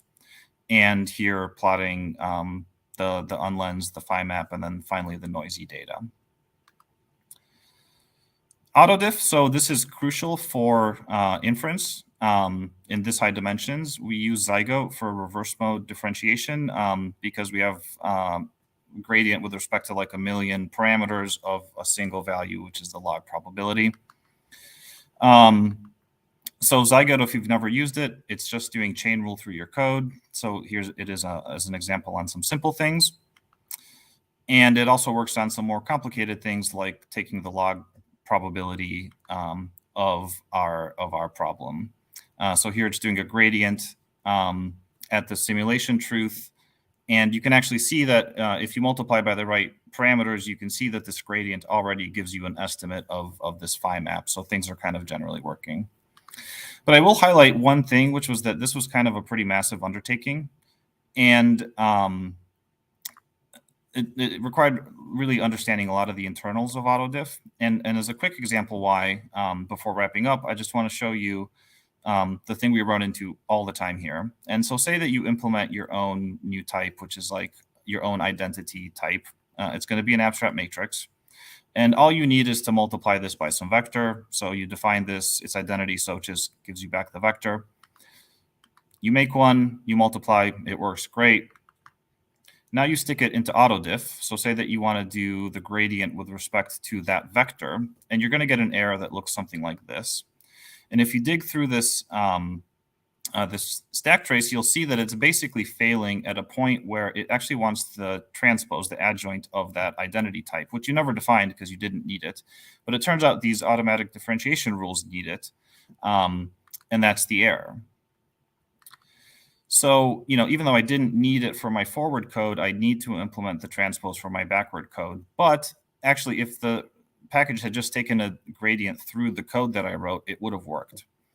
And so there's solutions for stuff like this. In chain rules, it's called macro opt-out. We actually made our own version of it before that existed, but we should get rid of that and use the chain rules one. But ultimately, it kind of feels like almost no AD on some of these custom types worked out of the box. It all required work. And I wish the situation was a little bit better. I'm certain it's a really hard problem and people are thinking about it. I certainly don't have a solution. I'm just going to show, basically, we can also do this on GPU. This part was awesome. This part worked totally out of the box. So these underlying arrays just go on GPU and everything works.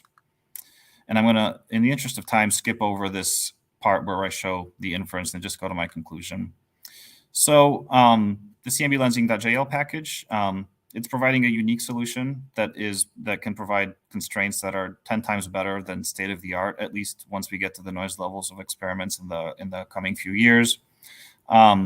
Things that were awesome were the custom array implementation, GPU. The speed up that we get with GPU is about 10 times, and without that, this wouldn't be possible. Autodiff was a bit of a struggle. I'm really looking forward to diffractor, which I kind of keep looking at because it sounds like that solves a lot of these things that plague us. Although I'm slightly worried that it seems from just looking at the GitHub page, progress doesn't seem to be going quite as fast. And there's lots of useful packages in the ecosystem for this kind of thing. Sometimes there are limitations of using them, like the PPL library, but we've gotten a lot of use out of the generic ecosystem. So that's all I had. Thank you. Great, thanks. Feel free to post questions to the Pigeonhole. I had one about what was it that was missing from the mainstream PPLs that you needed to implement yourself? Yeah, so actually, if you I can put back this stream. If you can put back I can go back here real quick and show you. So one of the things, it actually turns out it's really useful to, as you're doing this forward model, to store temporary variables that are not actually things that are sampled. So you can see there's, if you had a keen eye and saw this little arrow here, you might have wondered what that was. And what this is saying is that, for this variable, actually save it, and it's returned in the simulation that gets returned by, by this forward draw. And as far as I know, none of the packages actually have something like this. And this was really useful because we want to look at, the unlensed CMB, the lensed CMB. We just want to have that saved before we add noise to it. So that's one example. I think there's a few others.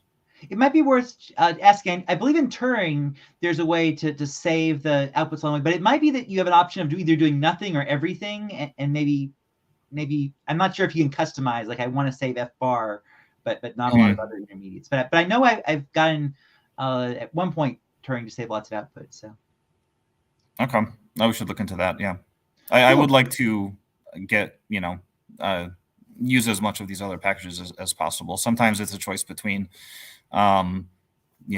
doing something quick and dirty in 86 lines of code, or spending time and potentially waiting on pull requests to make these other libraries work. But indeed, it's often a challenge. You don't know how long you're going to need to invest to figure out someone else's package versus writing your own. Might be a little bit more predictable. So truth, yeah, always a tough call to make. Well, thank you very much. Our next speaker is William Thompson, who's going to be telling us about Julia for adaptive optics. Take it away. Thanks for the introduction, Eric, and hello, everyone. Thank you for tuning in. My name is, as you said, William Thompson. I'm a PhD candidate at the University of Victoria, and I'm going to be talking to you today about how we are currently using Julia for adaptive optics on a prototype instrument that we're building. I've got to switch to my slide. So first off, this work is contributed by a lot of people in our group at the New Earth Lab at the National Research Council of Canada. So you can see some of their photos there, and thank you all for your help on this project. A few words about our particular use case before I dive into the Julia specific technical details. We are working on photographing nearby exoplanets. So this is direct imaging, and that's where we try and see the thermal infrared from individual planets that are still warm from formation as they orbit their star. We first use a coronagraph to block off the intense light of the star. That's this black mask here. And eventually, if we'd like to detect Earth-like planets, we'll need to be able to see objects that are 10 billion times fainter than their star. So it's a big challenge. So in order to make this at all possible, we have to use adaptive optics to correct for the Earth's shimmering atmosphere. The principle is to measure the distortion using a high-speed camera, or in our case, in the near infrared, and then control a deformable mirror. So that's a mirror with hundreds or thousands even of flexible or of actuators which push against a flexible membrane in order to correct the optical surface of the instrument in real time. So adaptive optics aren't just useful for looking for planets. They are really enabling technology of a lot of ground-based astronomy nowadays. Once your telescope is larger than a few meters wide, adaptive optics are necessary to make to be able to beat what's called the seeing and make the most use of the instrument. So how does an AO control loop work? So we have a camera that is reading at least 400 frames per second, and in today's world, perhaps as much as 2,000 frames per second. These are often on the order of about 512 by 512 pixels, so not a high resolution like a digital camera, but at very high speed.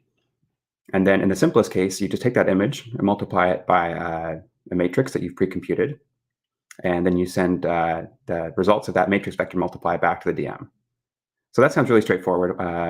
Why would I need even a programming language to do this? It could probably be written on an FPGA or something and done really quickly.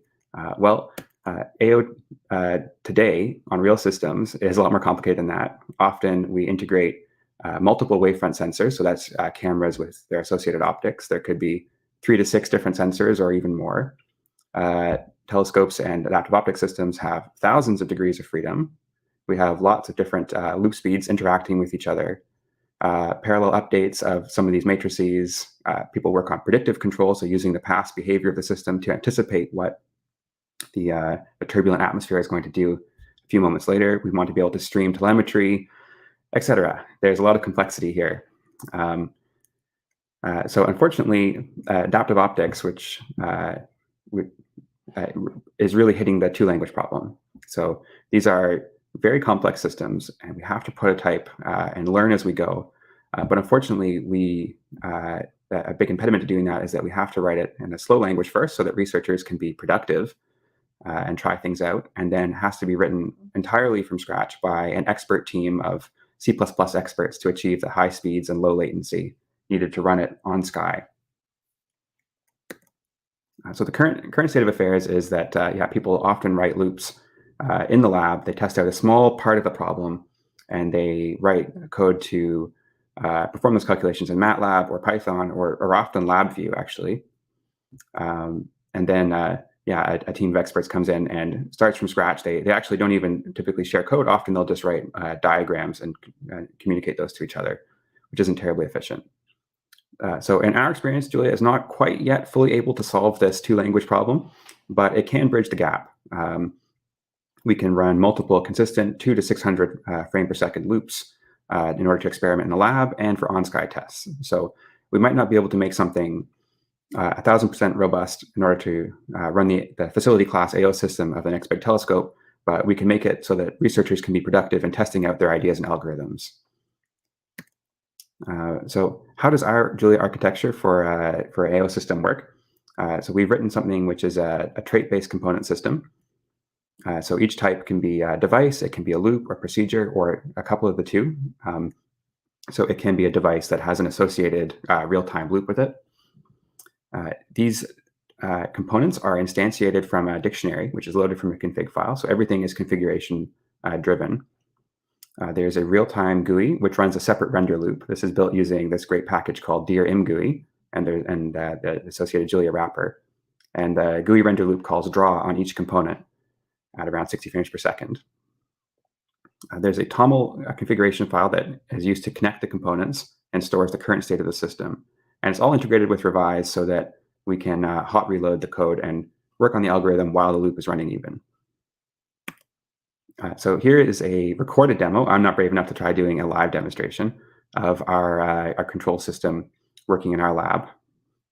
There's a lot going on here, so I'll let it play a couple times and point out a few things. So each of these different panels is represented by a Julia object. You can instantiate one or more of them.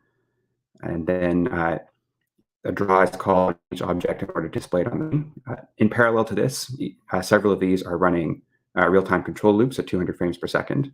You can see the speed of the self-coherent camera loop right here at 200 frames per second. And they're interacting together. And then in the bottom corner, there is a latency plot. This is an older one that's showing a latency of around 5 milliseconds. Often we can get under 1 millisecond of latency. So I think I've already described a little bit of our architecture for how this works. But yeah, each object that has a loop trait can be instantiated. There's a management layer which tracks which loops are active, and each loop has the ability to post a results object from its last iteration. Other loops which depend on results from those can then wait for updates using this iterator protocol with edge-triggered events behind the scenes. So for what that might look like is that there's a camera posting updates at one speed, and then there's another loop component which is waiting for those updates in order to perform one calculation, and then perhaps the control flow branches into two other components which go off of that update. Here's a little bit of Julia code to show what this looks like. On the left is a configuration file describing some different devices and a couple of different loops that are set up. And the type field here tells it where to look in the Julia code in order to build this device.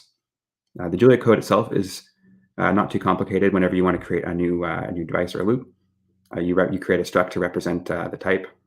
You describe what traits it implements. In this case, it's a component. It's a device and a loop. You describe how to connect to the device, how to disconnect to the device.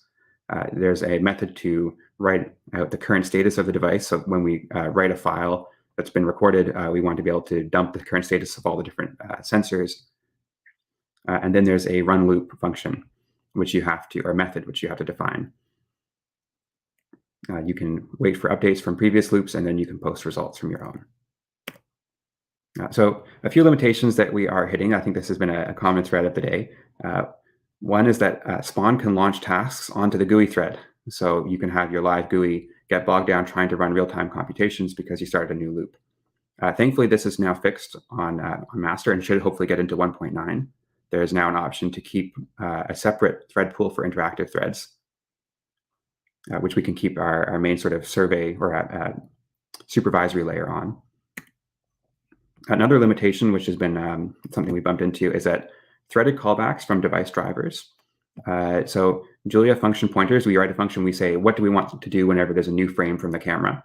And we pass that into some other runtime, like the camera driver. And that runtime is going to run our Julia function. And now, if in that function we we make an allocation or we do any kind of I/O, even printing to the screen, there's an instant segmentation fault. This is natural. We're running Julia code on a thread that Julia is not aware of. It's a very sneaky thing to do. Current workarounds are some nice functions in the static.jl package, but it does appear that there is progress on this front. This pull request linked here should allow functions written in Julia to run on foreign threads transparently, if I understand it correctly. But the biggest limitation that we're hitting is, unsurprisingly, the garbage collector. So Julia has a stop the world GC. That means that whenever a garbage collection cycle is necessary to clean up memory, all threads have to pause at the same time. And this can take a while for it to find a time. So when one thread realizes that now we have to run the GC, it pauses, and then it has to wait until there's a time in which all the other threads pause as well. So having any thread allocate means that all threads, even critical real-time ones, must eventually pause for perhaps up to a second. And this really kills our 99.99% latency. We can run smoothly at hundreds of frames per second, and then after a minute or 2 minutes, the garbage collector kicks in and breaks the loop for 10 seconds. So what we're managing right now is by triggering the garbage collector ourselves at a set interval. We'd much rather know that this happens always when we've asked it to, rather than at a random time. We may have to investigate splitting loops into their own processes, but this would be a bit of a pain. I think that GC latency could be improved for this specific case ideally it would be a concurrent GC, so a garbage collector that doesn't have to pause our threads while it runs. Another thing that would help a lot is if we could have an arena allocator for just the real-time loops. There's one package that does implement this, but I haven't found that it worked for our case. An arena allocator means that you sort of pre-allocate a big buffer of memory, and then all the allocations within some chunk of code just use up space in that existing buffer, and then it's discarded at the end of a loop iteration. But the nicest thing would be allowing non-allocating functions to continue while the garbage collector runs. So if our hard real-time loops could continue all the while that the GUI thread is running. And it's sort of impossible to avoid allocations in the GUI thread because you need to, for example, format a string to describe what the current status of the system is. So I think I'm actually a little bit quick, but in summary, so Julia for adaptive optics, it's a great way to move very fast and get algorithms working on Sky. Some tricky issues are getting fixed in Julia 1.9. But GC latency does mean that Julia does not yet solve the two-language problem. It means, we can, it works great for the prototyping phase up to the point of even controlling prototype instruments, but it can't yet take the place of a team of C programmers writing a real-time system. Thank you. Great, thanks. I had a question. Are you running this on a real-time Linux or is it a generic one? We run this, at least in the testing phase, on all different platforms because it's nice to be able to test it on your laptop. So we run it on Mac and Windows and so on. But then for the real device, we're running it on a real-time patch of the Ubuntu server. And you mentioned sort of the trade-off of having every thread running at once versus. I'm wondering, is there a way you could have like all the low-level threads in one kernel communicate through some channel to a GUI thread that did the GUI alone? Yeah, it's a great question or a great suggestion, and something that we're thinking about is having to sort of have that process boundary between the things that have to be fast and the things that don't have to be fast. We may have to do that. It's not ideal because now it's it's just a lot of work to synchronize and deal with a code base that involves multiple different processes that all have to be started and set up communication and things. But probably that's what we'll eventually have to do. I mean, I think there probably are other applications, whether it's web servers or GUIs that have a similar design need, and so there might be something that you could reuse there. But maybe some of the listeners can chime in with a suggestion on the pigeonhole. Great. Well, thanks for that. Next up, we'll have Paul Barrett, who's going to talk to us about analyzing radio astronomy data. And for those who don't know, Paul has the distinction of being one of the people who was instrumental in getting astronomers to switch away from IRAF and IDL.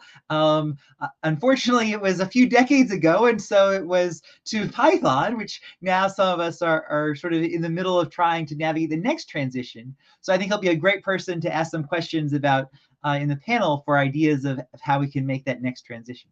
But first, tell us about radio astronomy. Oh, I don't hear you, Paul. You're muted. I can unmute you. How about that? Try again. I'm Paul Barrett, associate research. Oh, you're not muted, but you're very soft. Is there something you can do? Maybe switching microphones or moving closer or anything? Okay, let's see.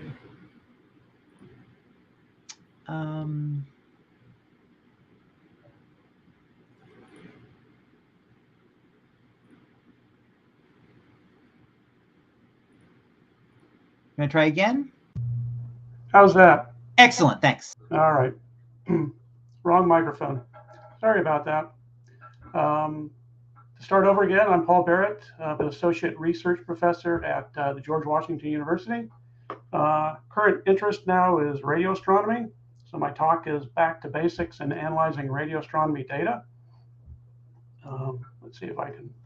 So the outline here is talk about radio interferometers, the VLA historical background, different types of analysis, synthetic imaging and visibility analysis, the type of research that I do, magnetic cataclysmic variables, radio observations, and the motivation for writing this software called VisFit. So radio interferometers are basically they're effective apertures. Their longest baseline is the effective aperture is the longest baseline between antennas. The way they work is they take the amplitude from each antenna and they correlate it, and this is called visibility data. The noise associated with this data is Gaussian. typically. And so an example of, a radio interferometer is the Carl G. Janskin Very Large Array, the VLA, out in Socorro, New Mexico. It has 27 antennas, or basically 351 correlations. Each antenna has anywhere from 1,024 to 4096 spectral channels. And integration times are anywhere from 2 to 5 seconds. 2 seconds when you're dealing with higher frequencies of 10, 20 gigahertz or so on. So the amount of data you can get out can be anywhere from, for 1 hour, be 10 gigabytes up to a terabyte if you're working at really high frequencies. So it's a lot of data that one has to deal with. So historically, because of that, well, early on, more than 50 years ago, when you only had a small number of baselines, 2 or 3, you actually used what I call the visibility data, the raw data, to work with them. But as the data volumes increased and you got more baselines and wider bandwidths, that became a problem because processors were slow then. So less than about 50 years ago, they switched over to synthetic imaging. A lot of people were doing image type analysis. The VLA was coming online. And so to create these maps, and a lot of people were looking at diffuse sources, they switched over to using the fast Fourier transform to create images. And one way to detect the source is what this algorithm called the clean algorithm. So, and that right now is considered the orthodox way of analyzing radio astronomy data, and not the visibility analysis. So in terms of synthetic imaging, the pros is, it's an orthodox technique. People have been working on it for 40, 50 years now. It has good performance for slow processors and small amounts of memories. Some of the cons, though, is when you do an FFT, you're correlating noise across samples. And the other aspect is you're also providing signal aliasing. Okay, so you can actually take a signal or a source from outside the field of view and you can bring it into the field of view. Not something you really want to do. A negative with a clean algorithm is it doesn't really have a rigorous stopping criteria. So things aren't really completely predictable, okay, or reproducible. In terms of the current software we have out there, the National Radio Astronomy Observatory has software called CASA, C-A-S-A, and it's written in C++ and has a Python wrapper around it. It's 30, 40 years old now, and so it's really not highly optimized for today's processors. And so the whole technique and whole issue particularly with CASA is the analysis is still predicated on manual analysis or semi-automatic analysis and not fully automatic. One way to get around these issues is to think about looking at the raw visibility data. And the pros there is, the noise is uncorrelated. You're working with Gaussian noise. If you're using optimization algorithms, those have rigorous stopping criteria. So they're accurate, they're reproducible. And if you work the algorithms properly, you can get the fairly high performance. And of course, the big issue that I worked on is I want to do this automatically. I don't want to do data analysis manually or semi-automatically. The cons to this is it's an unorthodox technique. People don't really think that it's worthwhile nowadays. And the other issue is it can be potentially computationally intensive. So the motivation for this is the work that I do. I work with magnetic cataclysmic variables. They're interacting binary stars with orbital periods of 80 minutes to 12 hours, sometimes a bit more.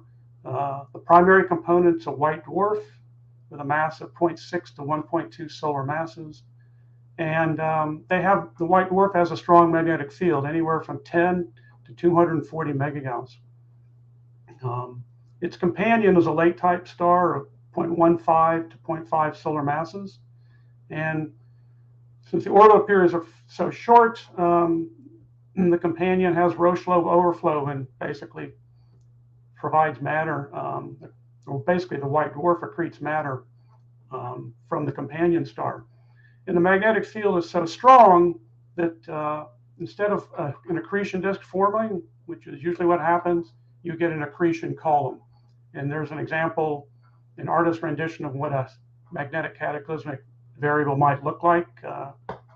And then you can see the accretion columns and the threading regions and so on. So I do radio observations of these. Here's an example of observation. The image on the left is the right circularly polarized feed, and the image on the right is the left circularly polarized feed. As you notice, these are point sources. And you can also see they can be highly circularly polarized. Basically, this object is 100% circularly polarized.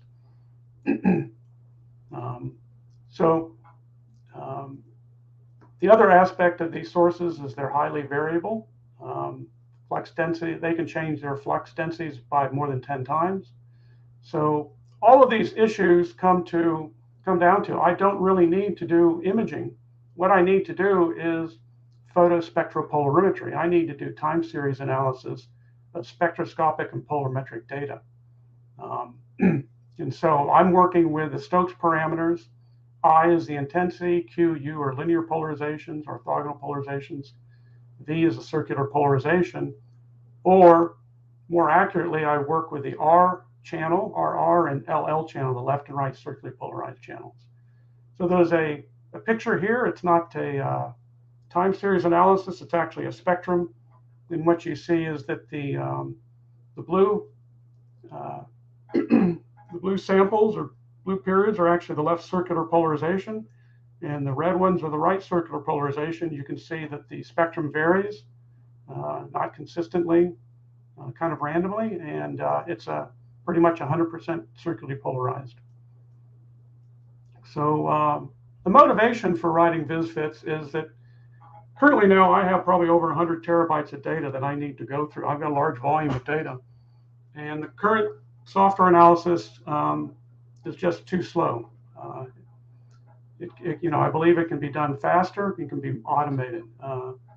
And as I go back to it, synthetic imaging is not statistically rigorous because of this issue with correlated errors. It's not reproducible because the Colleen algorithm, it's actually less sensitive, okay? And because I have to make images, and typically those images kind of have to be made manually or semi-manually, semi-automatic, it's slow.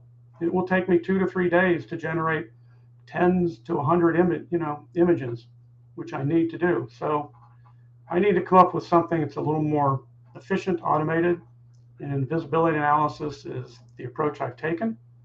As you see there, it's statistically rigorous, it's reproducible, and the big positive aspect is it's 20% more sensitive.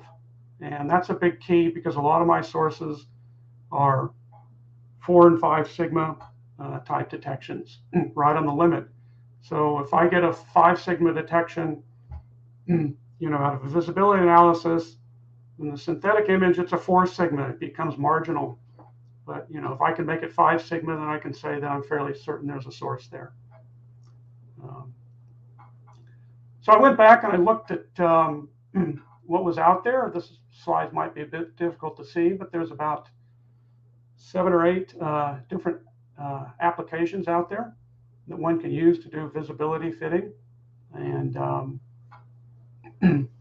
the big one is there's the one that comes with a CASA is called UV multifit. It has limitations. There's a more modern one called UV multifit. No, is the more modern one. UV model fit is the older one. But just of it is they all have certain limitations, and a lot of them are written in Fortran. You have to use the various data analysis environments, like Gildas is different than Myriad, so you have to learn those various data analysis environments. Others are written in Fortran and C. It's just kind of a mess. So I decided that I would use Julia to write my own package and try to make it the the best package that's out there. Basically, provide different shapes that you can use. You can fit a delta function or a Gaussian or an annulus or whatever. You can use multiple sources. You can fit all the Stokes parameters or left and right circular polarization channels. You can fit the spectral index simultaneously or that type of aspect. So the idea is to just make it very general purpose. And so I spent been working on this for over a year now, called VisFit, off and on. Benefit of using Julia is you don't have to write a sublanguage. So UV multifit, which is its underlying code is C++, but it has a Python wrapper. It also has a sublanguage. The person has to write a language so that when you enter a model, it understands what that model means, because that has to be transferred into the underlying C++ code. Julia, you don't need that. You just write Julia code. Here's an example of the base model, which is a delta function, and the intensity. And it's just that simple. It's a single, just a single line of code. The other aspect I wanted to do is I wanted to fit, the 4 Stokes parameters, IQ, UV, simultaneously for a particular position, or I want to look at the left and right circular polarizations just at a particular position simultaneously. A number of those packages that don't allow that. You can only fit one parameter at a time. And the other example is enables frequency models. There's an example here where there's a Gaussian model, and you can probably see that there. Nu is the frequency, and nu to the 7 is basically the spectral index. So you can do it that way. The one benefit of this is, an aspect I've been working on, is making it multi-threaded, and that's provided a huge improvement in the performance. For some simple data, I can get an answer out. I can generate a light curve in less than 30 minutes, whereas normally it took me 1, 2, or 3 days to do this. So it really improved the amount of research that I can get done. Future developments, this package still isn't out in the public. I haven't made it public because I don't want to put it out there and have to answer lots of questions. So when it gets to that point where I feel safe that it's ready to become public, I will make it public. The one thing I want to add, and I've been working on, is data selection and iteration. So if I want to make this automatic, I want to be able to say, okay, give me the intensity of this object, every 30 seconds or every 60 seconds between these frequencies, and so on. So there's a lot of options you can do in terms of selecting the data that you want to generate a light curve of or a spectrum of. And, and you want to be able to iterate through that. So once that's pretty much complete and I'm happy with that implementation, I'll make it available. Additional future developments or general constraints. Right now, I just use a simple 11-Marquardt algorithm with box constraints. I'd like to make that more generalizable. There's other aspects of radio astronomy data that you can take advantage of. Between the various antennas, you can have what they call closure phases and closure amplitudes. That data is available. It should be used because it will give you much better results. And a big aspect of radio data is radio frequency interference.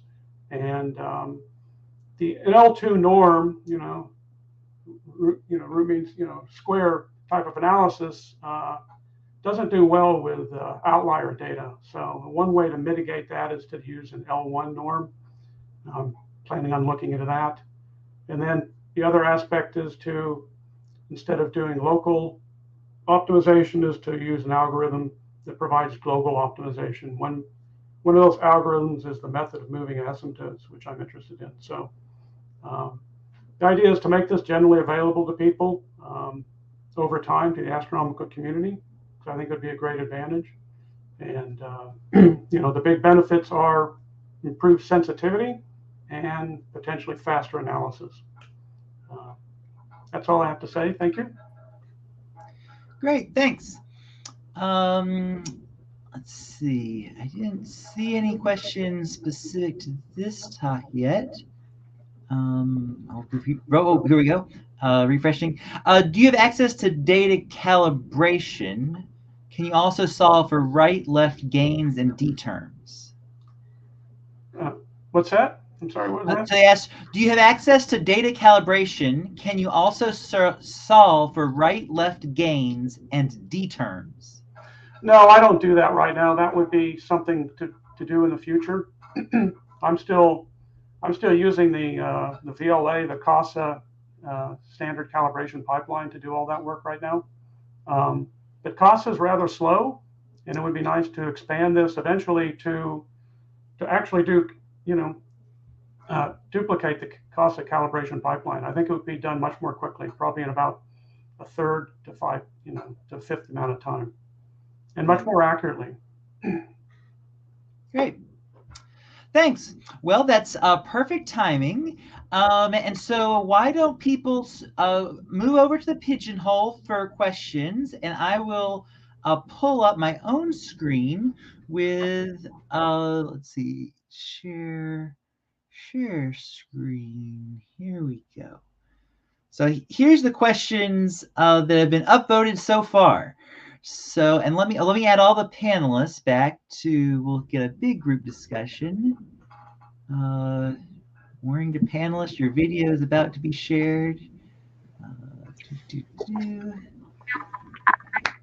All right. I guess we can do a big. So the first question we have is, what additions or upgrades to the Julia package ecosystem do you think would be helpful for accelerating the adoption of Julia amongst the broader astronomical community? So suggestions, ideas from the panel.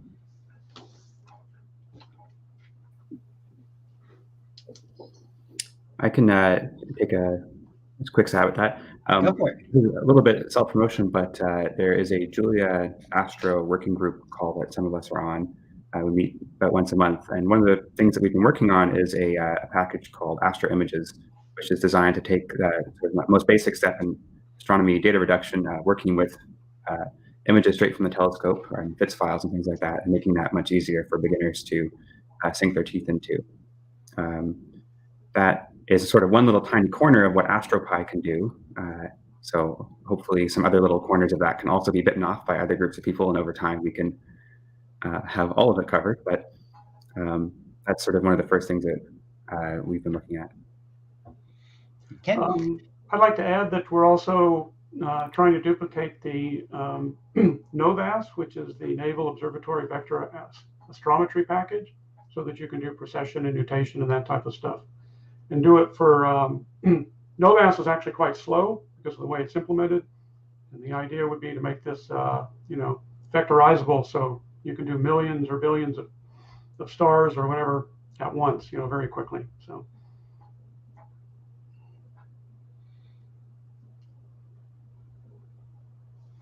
Eric Agol, in the discussion, I noticed you had some comments about the reverse or the different auto differentiation tools, and it wasn't so much that they didn't work, it was that you needed a high precision, and sometimes we had complex expressions that the compilers generated very large trees that had Randolph error and stuff. So I wonder if that might be an area that is almost abstractable away from astronomy even, but might allow more widespread use in scientific context with some complex expressions.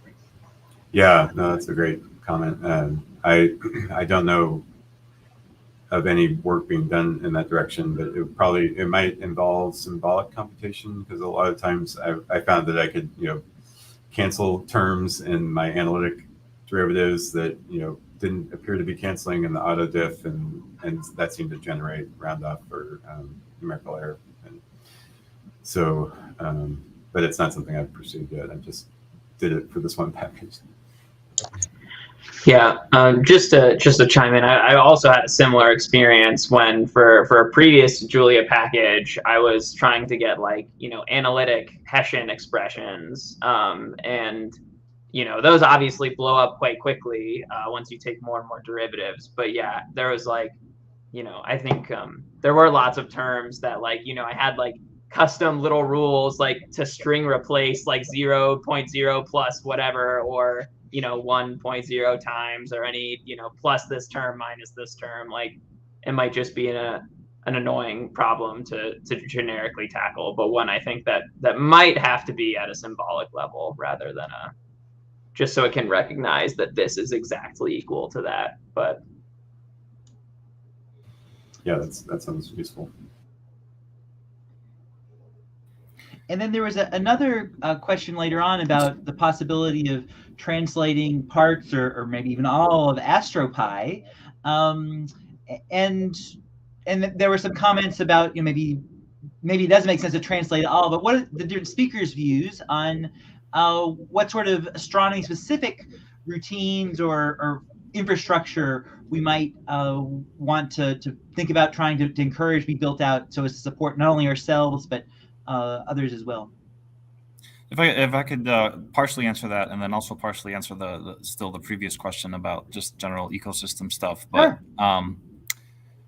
Actually, from my perspective of sort of the, you know, let's say CMB oriented cosmologists and everything, I kind of feel like all the packages you would need literally already exist in Julia, or at least the ones that would make sense to be in Julia. But of course, there's always going to be little things from your old pipeline that are, you know, probably Python or something. So in terms of like what in the ecosystem, I actually think the Python interoperability, if that were, you know, made even better, that could be a big help. You know, so we have PyCall. It's very good. Sometimes there's challenges with switching the Python version. It's kind of baked into the build. There's Python call, which I think improves that a bit, but maybe that's still younger. I haven't played with it in a little bit. But then the other direction, I think that one is a bit more lacking, the calling Julia from Python. So we have the PyJulia package, but there's these limitations about you know, using dynamically or statically linked libpython, or, you know, super technical stuff. But it actually just ends up being, every time I have to explain it to like a student or something, and I list out the steps and I just see what the steps are, I'm just like, what am I sending this person down this rabbit hole, you know? So I think stuff like that to give people just this really warm, fuzzy feeling that they're not leaving anything behind, that kind of thing could help. And the tie into the AstroPy question is that, I guess, you know, certainly large parts of AstroPy right now, given the, say, manpower we have in Julia Astronomy, you know, don't need to be re-implemented right now. But if we had just a really nice, you know, tight way to call them with these interoperability packages. So maybe a suggestion of starting with a wrapper library to provide some basic functionality, and then maybe some way of tracking which needs would be worth sort of the extra effort to make pure Julia.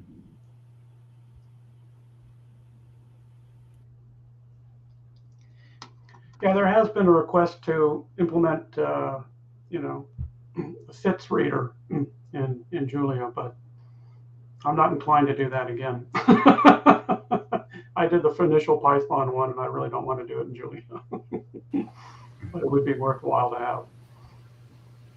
Well, I mean, I think there might be some ideas that you know, might be appropriate for students who are sort of getting started in astronomy to have here's a reference implementation, you know, your results should exactly match, and there might be some opportunities to you know, make progress on that. I know that Space Science Institute provides a lot of software support for astronomers, and so if there was an uptake of Julia at, you know, STSI, STSCI, or other institutions like NRAO that are supporting astronomers, I imagine that would make it a lot easier, especially for observational applications, for folks to take up Julia. I've spoken to the people at Space Telescope. I've also spoken to people at NRAO. They're not really keen on moving to Julia. So that's kind of a problem. You know, I really think we have to bring in graduate students and postdocs, you know, young people, and build it up that way. And that's the way we got, you know, Python adopted 25 years ago or 20 years ago. It's the same thing. You know, the question is who's going to use it, you know? It was the same questions we had 20 years ago. It's deja vu. Yep, and that actually fits in nicely to another one of the questions. Are there places where filling in a gap in documentation or making improved tutorials might be particularly useful, so that we do get the younger generation not to waste their time on a dead language, but to jump straight into Julia from the beginning? I have a few thoughts on that I'd like to share. Right. I think I sort of echo some of the comments from the other people that we don't necessarily want to make AstroPy in Julia. We don't need to port these giant package ecosystems, and actually a lot of the packages are already there. What really is, I think, quite lacking is showing users the path towards combining them. What combinations of packages solve the problem for this user? And we should almost go to the point of imagining certain users, or actually picking real users, and seeing what tools do they use in their daily life as astronomers, and how do you do that in Julia? And I think a group effort from the Julia astronomy community towards documenting how you do these common introductory tasks in Julia will go a long way towards easy adoption. Does anybody have, I mean, I know some larger groups will create like onboarding materials for new group members. And I could see, if there was some group, a LIGO or a Sloan Digital Sky Survey, saying that it was large enough to make that sort of investment, that could have a big payoff, not just for their own group, but that could be the starting point for other groups onboarding lessons and such. Does anyone have that type, even at a low level, for helping people get started? So does the Astrostats summer program have a repository of tutorials that could maybe be useful? Yeah, so Christian was mentioning that Penn State runs an astroinformatics summer school every now and then, and there's, I think, maybe 13, 16 labs or something we created this summer. They weren't meant as an introduction to Julia. They were meant for the underlying algorithms. But with a little bit of work, someone could remove the GUI controls and expose the code underneath to try to make it so that people who did want to learn and how to implement them as well as what they do might be able to benefit from that. So yeah, there could be. I mean, I know that some of us teach classes, and each of us has a fairly narrow curriculum that has to get A before B before C, but maybe if we aggregate those and collected them, we could have a starting off point. But I don't know, other thoughts? Well, the people part of the Julia Astro group, I am doing a tutorial for the ADAS, the Astronomical Data Analysis Software and Systems, the next one in October. I'm going to be an introduction to Julia. So that might be a kind of a starting off point or a jumping point for it. But the idea is those are software people, so the idea is to get them familiar with Julia, because they might actually be able to motivate for a switch. Yep. I just want to circle back to this point of that introductory materials being super useful. So I have an example here. In my CMB collaboration, we got together and wrote some introductory materials for students to use. This was in Python, and there's been further developments where the software has improved, but we still point students to this set of introductory materials because they can read it and then immediately start doing research. And so what ends up happening is that every student gets started on this set of Jupyter notebooks, basically, and it's been super effective. So I think a similar thing could be done for Julia for sure. And is that highly tuned to your particular research group, or is that sort of generic to astronomy in general? So this was highly tuned to our telescope even, but I mean, I think that's part of the effectiveness is that they could use these things and immediately get running with it. I think in Julia, it's not so easy, right, to start solving problems. Well, I think one of so another question that we had was sort of the tension between the omnibus package AstroPy and the here's one little package that provides 3 functions, and on one hand, from a pure software development viewpoint, I think there is a benefit to having small focused packages, but as a new user, it can be a bit confusing because I might need 50 packages. I don't even know what their names are, right? And so it seems a little bit like I have to bump into something or know someone who knows it. And so a little bit of organization, even though they still may maintain their individual package identity, if we had a astronomy starting point where here's the common tools we use for this type of problem, whether it be optical imaging or radio astronomy or CMB type analyses, might make it so that people don't have to rediscover re-implement only to realize that something's already existing. So there could be a benefit to having individual groups make focused onboarding materials and then aggregating them and trying to build off of each other. And making sure that these small focus packages still work together as part of a larger ecosystem as well. Great to keep them focused, but yeah, great to make sure that in combining two different parts of these focus ecosystem, we don't end up with all kinds of issues.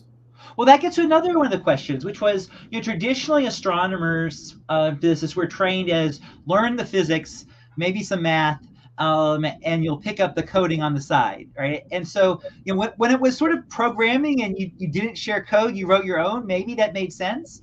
But I think increasingly now there's much more of a software engineering element. And you mentioned things like you wanted them to be interoperable with other packages and composable and make use of trait systems and all those things start to mean that it's a bigger ask.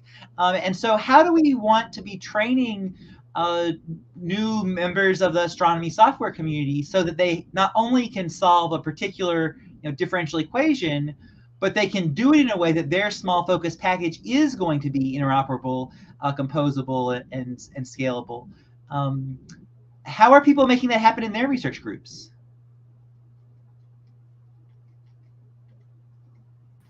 If I can say something about this, I must say that I've often had problems with my colleagues and students because they are trying to use Julia's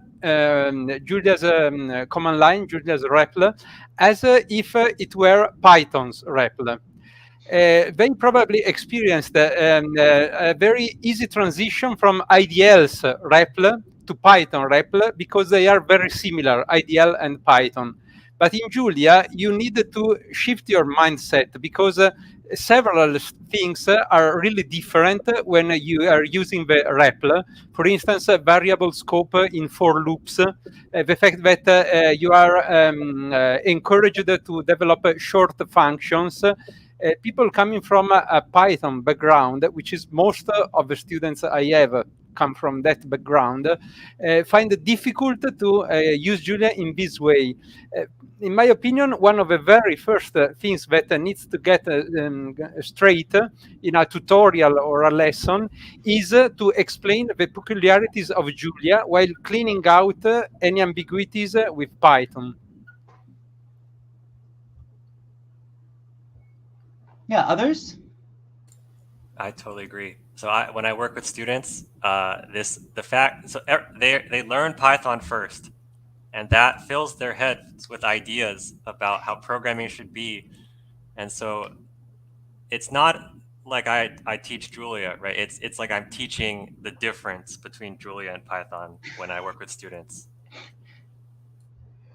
Yeah, I find that Python often forces people into this vectorized notation and excess memory allocation mindset that it can be very hard to undo. And to be fair, I came from C++, and I wanted to write object-oriented code because that's what I was used to. And it took me a while to sort of respect the functional and multiple dispatch style so that I wasn't, just translating, but I was really embracing sort of the Julia style in a way that made things better. So I think it's a common problem.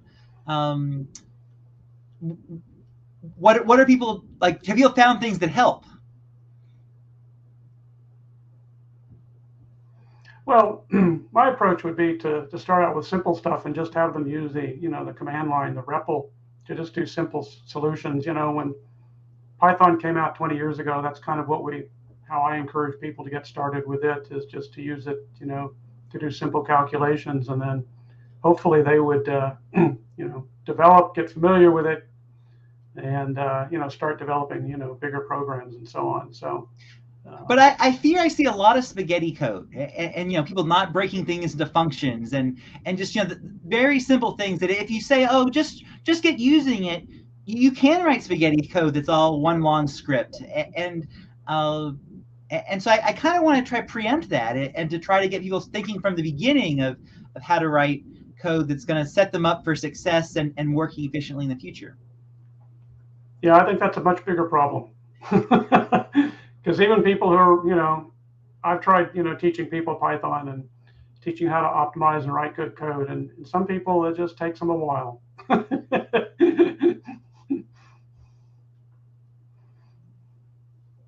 Other strategies people have tried?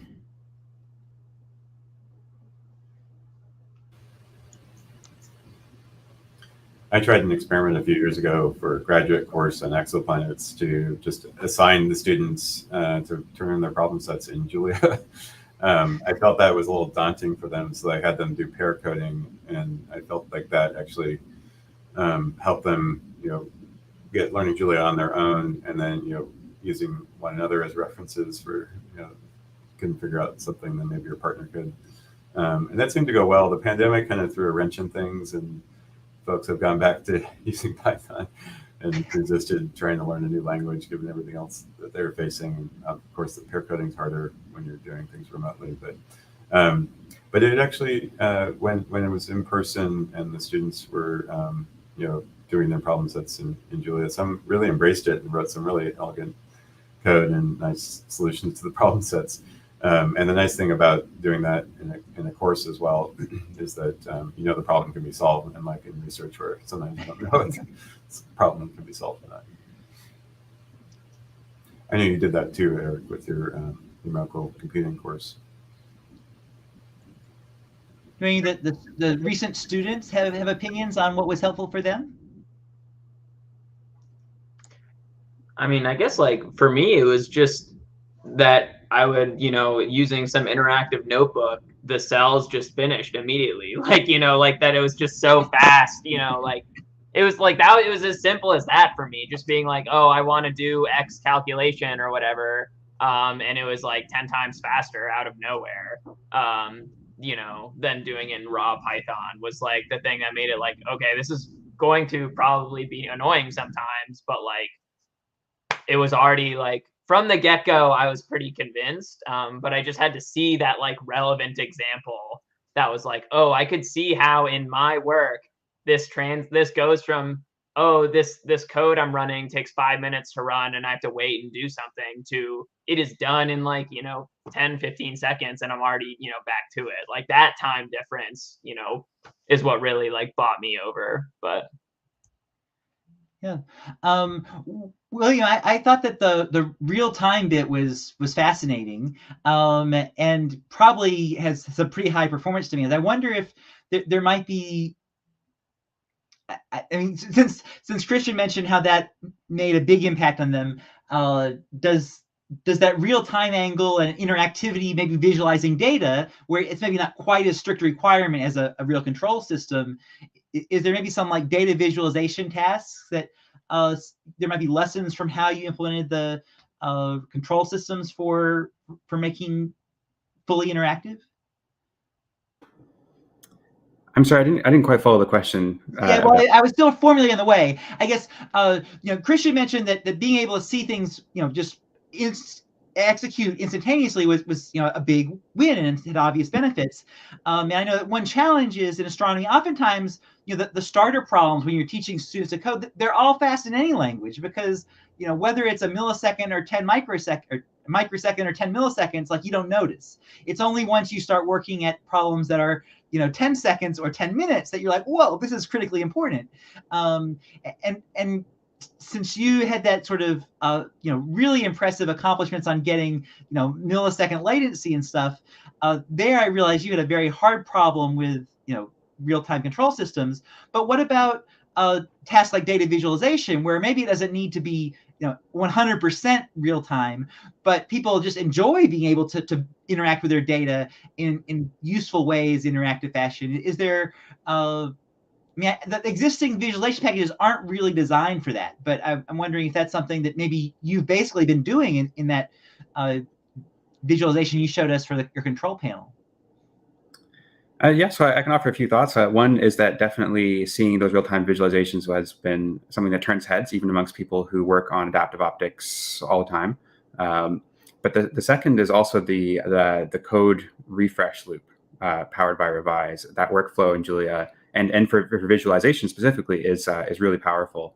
To be able to, in this case, you write, you change the code and you click a button in the GUI and everything updates, within a second of compile latency is really unique. And actually, that doesn't exist in even other very interactive languages for the most part, especially Python. And so I think that's sort of actually integrating the hot reloading and changing how you're visualizing something into the visualization sort of pipeline, conceptual pipeline is valuable. So not just advocating for Julia for how fast it is and how it can make these nice plots, but also how quickly you can move on them on the fly is really nice. I can imagine theorists who run, a cosmology simulation, for example, being able to interactively say, like, go zoom in on this cluster, or recompute something, including some term, right? And having that same type of experience, even if it's not an instrument, but still enhance their science. You mentioned that was built on something. I forget what was it, and what was your experience using that like? The GUI toolkit? Yeah. Yeah, so that is built on something called Dear MGUI, which is a super robust way to make sort of engineering type GUIs. It was originally created for video game designers, and it works really nicely in Julia. I have to say that the current package of it's gotten a little bit out of date, and we wanted some new features, so we had to fork it ourselves and do some work on it. That part was a little less fun. Lots of CCall. I'd love to see some more development on that package. Probably the person to do it is me, because I'm the one talking about it right this moment. So yeah, maybe someday. But so visualizations with that package are really dynamic. They run at high speed, but because of that, they can't be all that complex. And I think for the sort of dynamic visualizations astronomers are more used to, Mackie is a really good middle ground where you don't have to start talking about shaders and things, and you still get something that's fairly interactive, much more straightforwardly. And that led us to another question I had here, which was, how do people vet packages to use in their projects, so that when people leave your team or someone joins, they don't sort of have to start with fixing or dealing with an unmaintained package? So are people taking everything as it is, or do people have some heuristics to help them make that decision?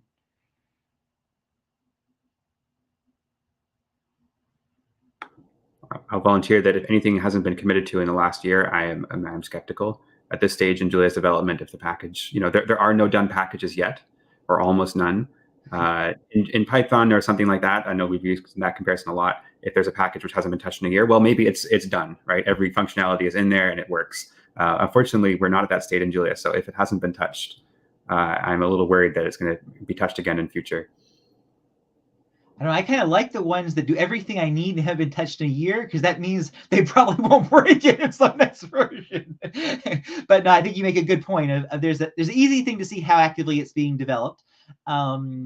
And I guess a year is a natural time scale for really paying attention to. There's also the blessing of being on the blessing of being on the Julia Astro website. I think we can use that as a signifier of where people should look for they're just starting at what packages should I use.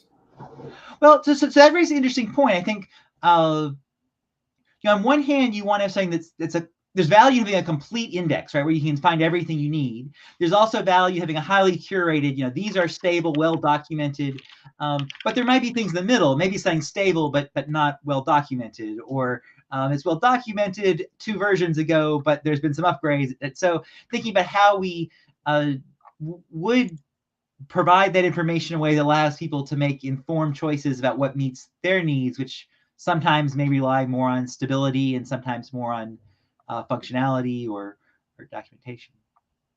Other thoughts on what are other people doing in this regard in terms of how and when to include packages? Yeah, one thing I can say, so definitely commit activity is a big one. GitHub stars, maybe it's not the best, but we should all go and and just start each other's repos, to help bolster ourselves. That's a big one. And maybe worth mentioning in some context, I don't know, but I feel like certainly a unique thing of Julia that I really like is that if I find someone's package that is broken or something, has some missing functionality, and for whatever reason, maybe clearly the author has moved on, something, I'm not going to like PR their repo to fix it. The unique aspect of Julia where you just define one of their methods in your package to kind of fix the one little thing that you needed. That gets you a lot more out of some of these packages that might have, otherwise kind of been considered a bit dead. Mm-hmm. Good. Other suggestions? Do you have a specific example of that you could share? Sure. I think I might have even just commented it on the what is it, Pigeonhole. Christopher Caucus asked about component arrays. And those, I think maybe at the moment or last time I looked, don't work with CUDA or with like GPU backed arrays. But the fix to make it work like 99% of the way, it's like 10 lines of code, and so I could just put that in my package, and I know it works for everyone. Now, I don't mean to imply component arrays is one of these like almost dead packages or anything. It's actually awesome, and surely it'll be, maybe it already even has as of this recording, works on with GPU arrays, but even if it doesn't, you can make it work with your own code, and then ship your own code off to some collaborator, and it'll work.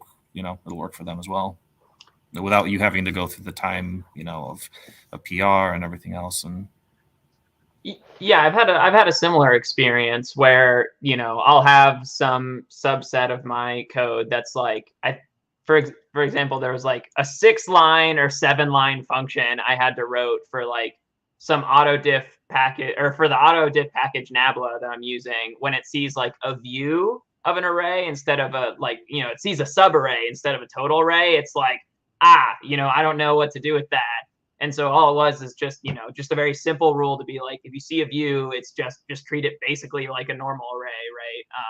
With like 1 or 2 caveats. But like, yeah, I've had a similar experience where like a package will almost do what you need, and like sometimes it's fairly simple to extend it, which can be nice, but also it's like annoying that you have to do the extension.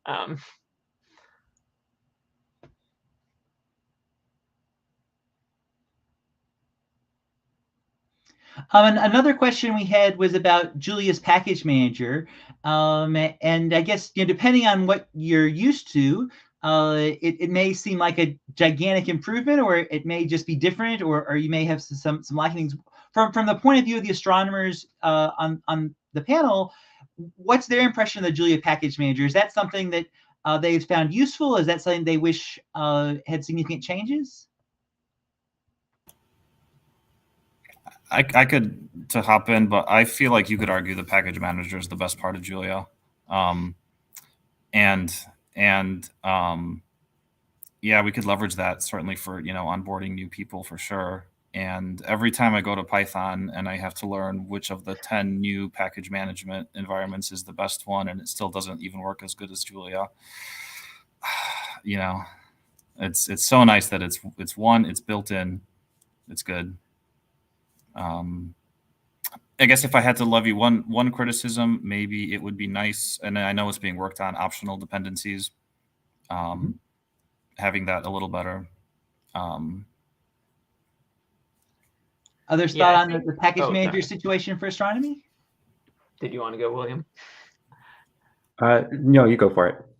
Okay, sure. Yeah, I was also going to just chime in and sing some praises. I mean, the only issue I've really had with the package manager is if you have like, and this may be more of a condemnation of my own workflow, than of the package manager. But if you have like more than one unregistered package in your dependencies, then it can really start to freak out. And like you have to make sure you add them like in the right order and stuff. But other than that, like we recently had a new cluster, made at Penn State, and like getting my code working on that was basically just doing like an instantiate, which is like you know, way easier than other languages I've had to do that for. So. Yeah, it's funny you commented that. I'm going to agree with both of your previous comments that the package manager is almost one of the best things of Julia, and your pain point that dealing with unregistered packages is still a little bit tricky. Obviously, dealing with one package is not a big deal at all. But if you have an unregistered package that depends on another unregistered package, well, just don't do that at the moment is the answer. And unfortunately, I want to make more than one package, and not all of them are always ready for prime time. I don't want to register them, and so the answer then is make your own private registry, which is okay, but it should be easier than that. It's good to have a little bit of a push to get people to put their stuff in the registry. So maybe it doesn't need to be 100% convenient, but it could be just a bit more convenient. One thing I struggled with at first was what to do with large data files. Let's say you have tests, but it needs to work on a 100 megabyte file to run the tests. And of course, GitHub has its file size issues. So recently I found a couple of package data downloaders, I think, and something else that make it a lot easier for incorporating those. So I'm going to try to use those going forward, but I haven't actually incorporated into my standard workflow yet. So I'm eager to try that out, because that could resolve the one remaining thing that was bothering me.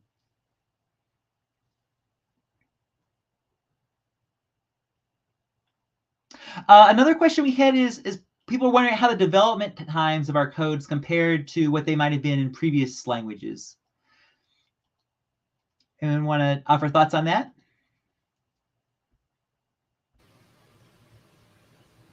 That's the entire reason I like Julia, is that I feel like I can write code more quickly, but it's hard to compare because I haven't gone back and tried to write code, say in the mix of IDL and Fortran, which I wouldn't recommend anyone to try. But I know Python and C is pretty common mix right now for my collaborators.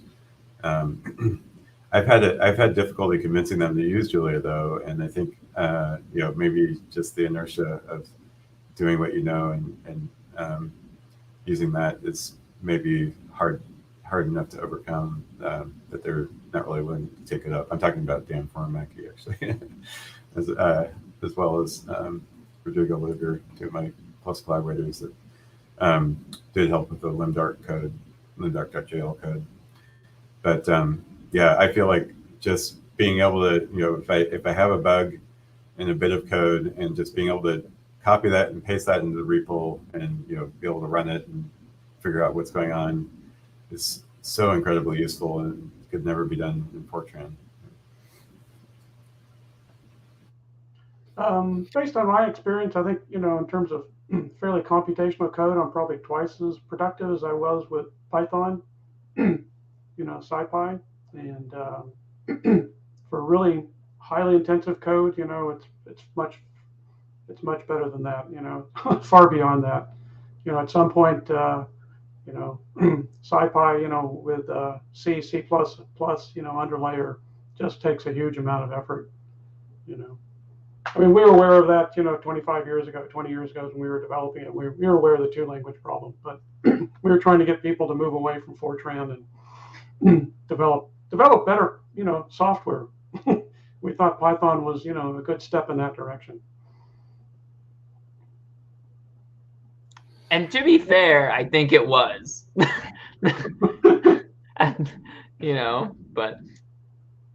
But I think one of the big issues at the time was there was a lot of work being done in things like IDL, which weren't open source, and there were licensing issues. And so I think that the transition to an open source environment meant that if you were going to write a high-level language, now it could at least be open source. But to me, that was the big improvement in Python, because before, like whenever you wanted to parallelize something, it was like I have to buy 100 IDL licenses to parallelize. That was a unfun pain point beforehand. So there has been progress. Historically, 25 years ago, when Joe Harrington and I put out our paper for ADAS, we reviewed 25 or 24 interactive data now languages. There was this language called Glish, and there was Python and Perl, and I mean, there's just numerous languages. And so what we were trying to do was, instead of having these fork of all these interactive languages, which were never quite good enough, We thought Python was, provided the best availability of all the languages that people could coalesce around. So, that's why we chose Python. Plus, it allowed you to have, multi-dimensional arrays, which no other language really allowed. So.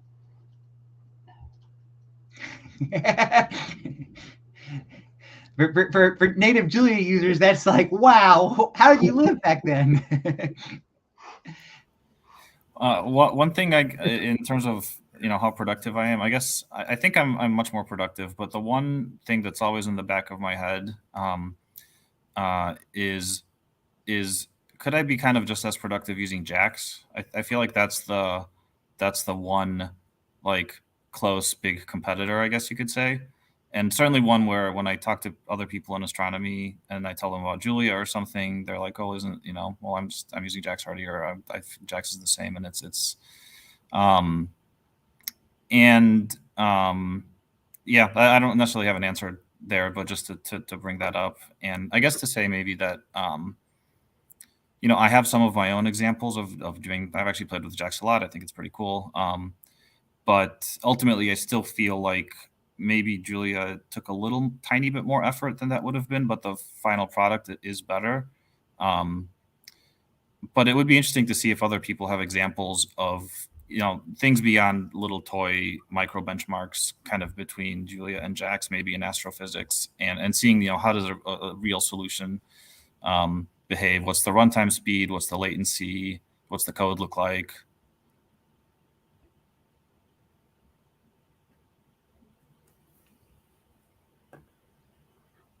Yeah, I think for a long time you could make the point that performance alone was a reason to use Julia, and I think JAX has made it to a point where if you're willing to jump through the JAX hurdles, you can get performance that's probably similar enough that you don't really care just about the performance difference. So I think the advantages of Julia need to be deeper than just speed, but go beyond that. And I think they do, but it may mean that when we're talking to colleagues about why we use Julia, the answer has to be a little bit more nuanced than it was 5 years ago.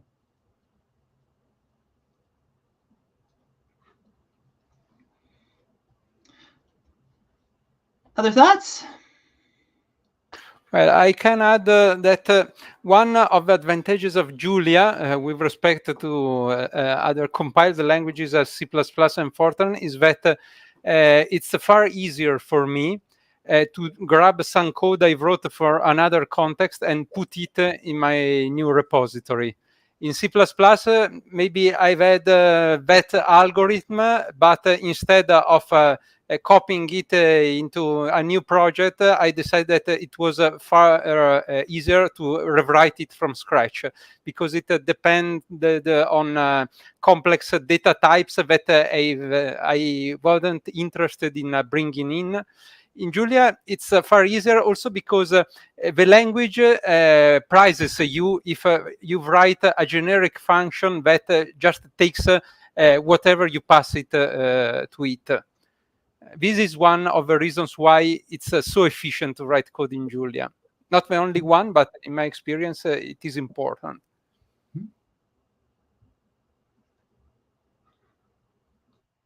Good. We had another question came in recently about whether Julia Astro has a diversity problem.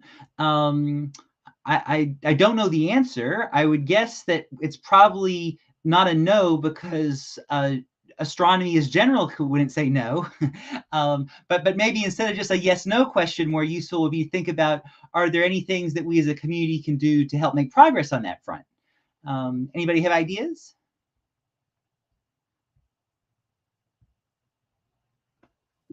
It's pretty clear that yes, Julian astronomy does have a diversity problem. I think we can all look at the faces on this panel and to recognize that that might be an issue. I think that probably, for me, one of the best avenues for improving that is just working with a wider and wider range of colleagues and students and helping to get them involved. That's my own personal goals.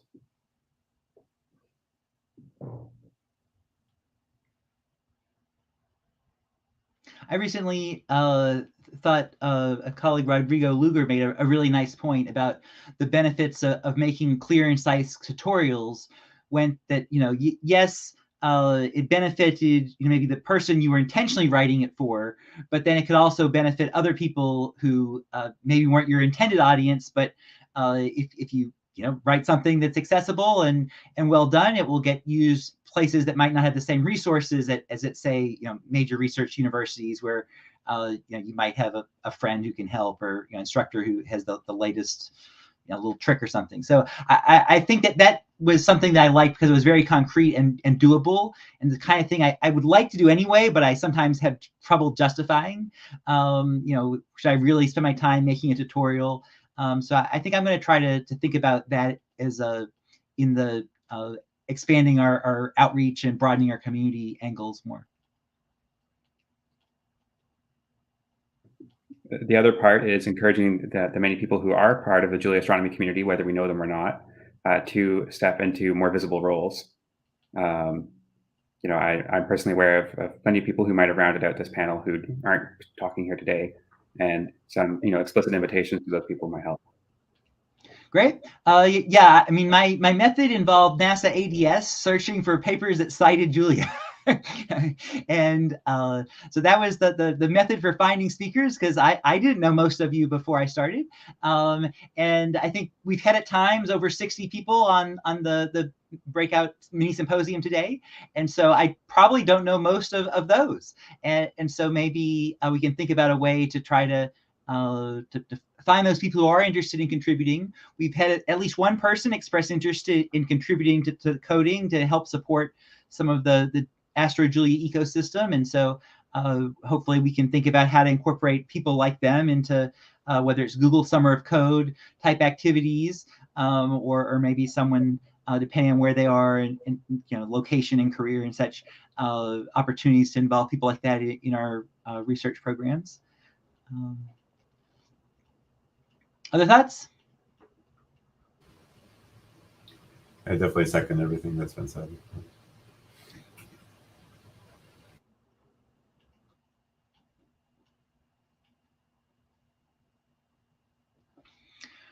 Great. Let's see. Other questions on the Pigeonhole? We have several specific questions that kind of feel are best addressed by one speaker about one particular topic. So I'm hesitant to bring those up now. I have a question to bring up about plotting or time to first plot, which is something that's still frustrating for me in Julia. I know there's been a lot of discussion of this on Julia Discourse, but does anyone have recommendations or favorite plotting routines for making publication quality figures? Because that's what we spend a lot of time as astronomers doing. That's something where one nice example, or maybe a set of 4 nice examples that people can decide of, like, AppJ quality plot, scatter plot, AppJ quality, whatever. I can imagine could get a lot of copy and paste. Yeah. I've done stuff myself, but I wouldn't pretend that it's meant to be the authoritative how to do it. But maybe the best way to get feedback and more suggestions is to put something out there and say if there's an improvement, submit a pull request, and we'll incorporate other nice. Sometimes there's a tension between the 4-line version that gets you like 90% of the way there. Like I find I can make a pretty good plot, without doing anything complicated. But then if I really want to have like the LaTeX y-axis tick mark labels the right size, and like I end up making several lines of code to set things. And I feel it's a little bit I don't know, intimidating is the right word, but it might be seen as distracting people from the main parts of what you're trying to convey. So maybe we don't just need one example, but a few of them for different levels of typesetting paranoia or whatever.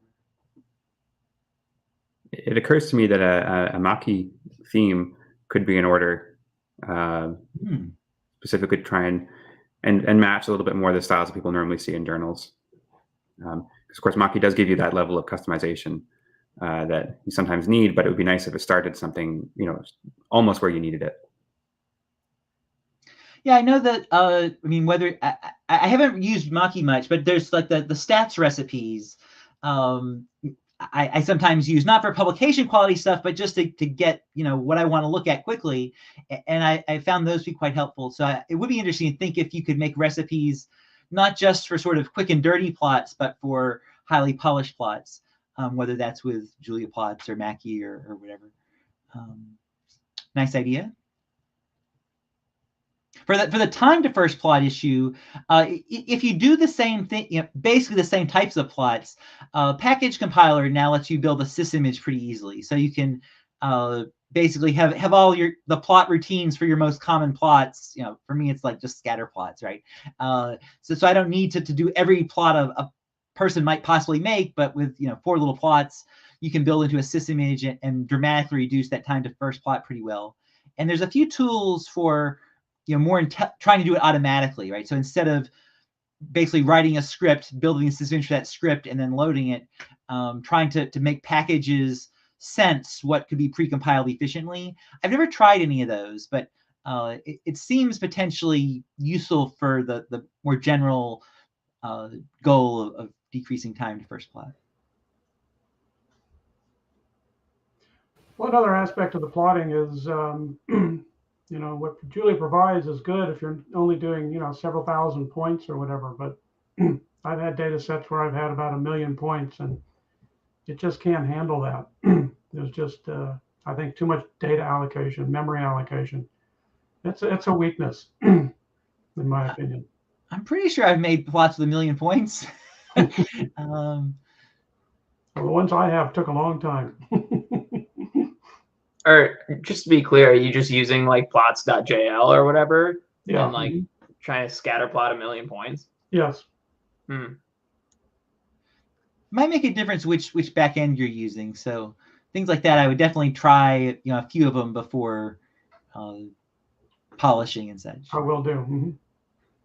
Clearly, I'm a Mackie proponent, because I would say definitely check that out for plotting large data sets very efficiently, especially GL Mackie for the big ones. And then it has to fit in the GPU, so there might be a memory issue that, like I said, does it have to, or can you tell it don't try to send to the GPU? I don't know. I'll be honest, I even had to think about it. Okay. So potentially that does exist, but it's never been something I've run into and had to think about. These days, the high-end ones have I think have comfortable RAM for most of the things, but I can imagine like on laptop chips and stuff not having much GPU memory and might not get the full benefit. I use the integrated GPU on my laptop, so whatever magic it's working, it seems to be working. Thanks for that recommendation.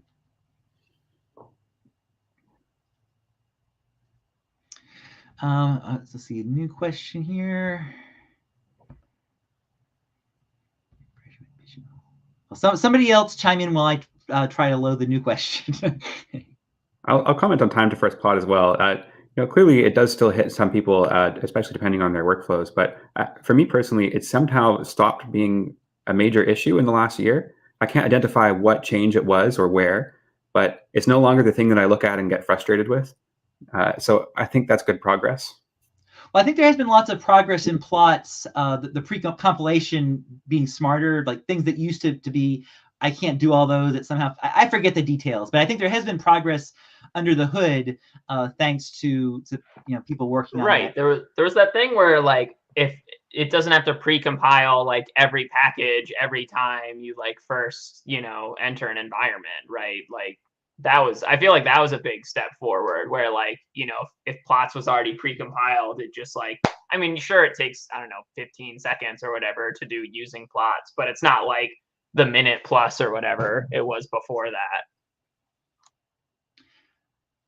So someone made a good point that if the speed of plotting depends a lot on how you're outputting it. So if you're writing, say, an SVG file versus a PNG or something. So it's not just the back end, it's also I forget what the name is, but the thing that the plot goes to at the end also affects the performance significantly. It's the image format. There you go. Thank you. But this speaks to the need for recipes, because in Python, you just type in like, I don't know, plot lots of points Python, and there's some package that wraps something that does it, right? And you don't even need to think. No brain cells are activated, right? It's great. I love copy and pasting stuff from the internet into my science, right? That's the ideal.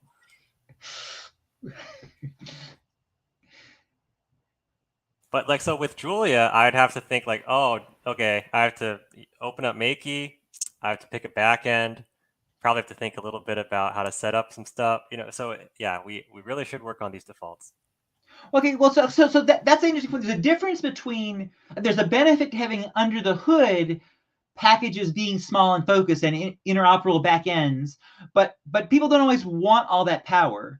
And so even if you do have the option to go there, perhaps providing some sort of wrapper or not omnibus package, but like a larger package that provides sensible defaults, so that the first time you can just run plot or whatever, and it does something that's probably going to be pretty good, but maybe as you sort of grow, you come to realize, okay, I want to go beyond this, so that it's basically providing good defaults. And also ideally, and I'm kind of thinking like the way with the say when some of these PPLs will give you a warning message, and right now they're kind of a disaster, right? You get pages of compiler flag things that say incomprehensible, and line 100 is like, oh, that's the problem, right? And that they're sort of working on trying to make it so that the error messages will be more useful and easier to parse. In the same way, if we could have a level of sensible defaults being provided that would help us be able to go to what we want to quickly, might be helpful for onboarding and maybe for ourselves also to just spend less time on the parts we're less likely to use. Yeah, I maybe a good way of saying it is, I've heard this before, but batteries included but replaceable. I feel like maybe that's much better way of saying that. Yes. And I'll just to make the statement, which is maybe useful for someone, but I personally feel like the plots.jl plots, the default theme, does not look like the plots we are used to seeing in astronomy papers. Just as a statement, do with that what you will. And I personally mostly just use Matplotlib through PyPlot. I mean, is that just like we're used to seeing Matplotlib, or is that plots.jl's default is that? Like, personally, I don't think they're, I mean, sometimes I switch it to like a dark theme or whatever while I'm doing, but I don't think it's bad. I think it's just different, maybe. There's definitely a little bit of that going on for sure.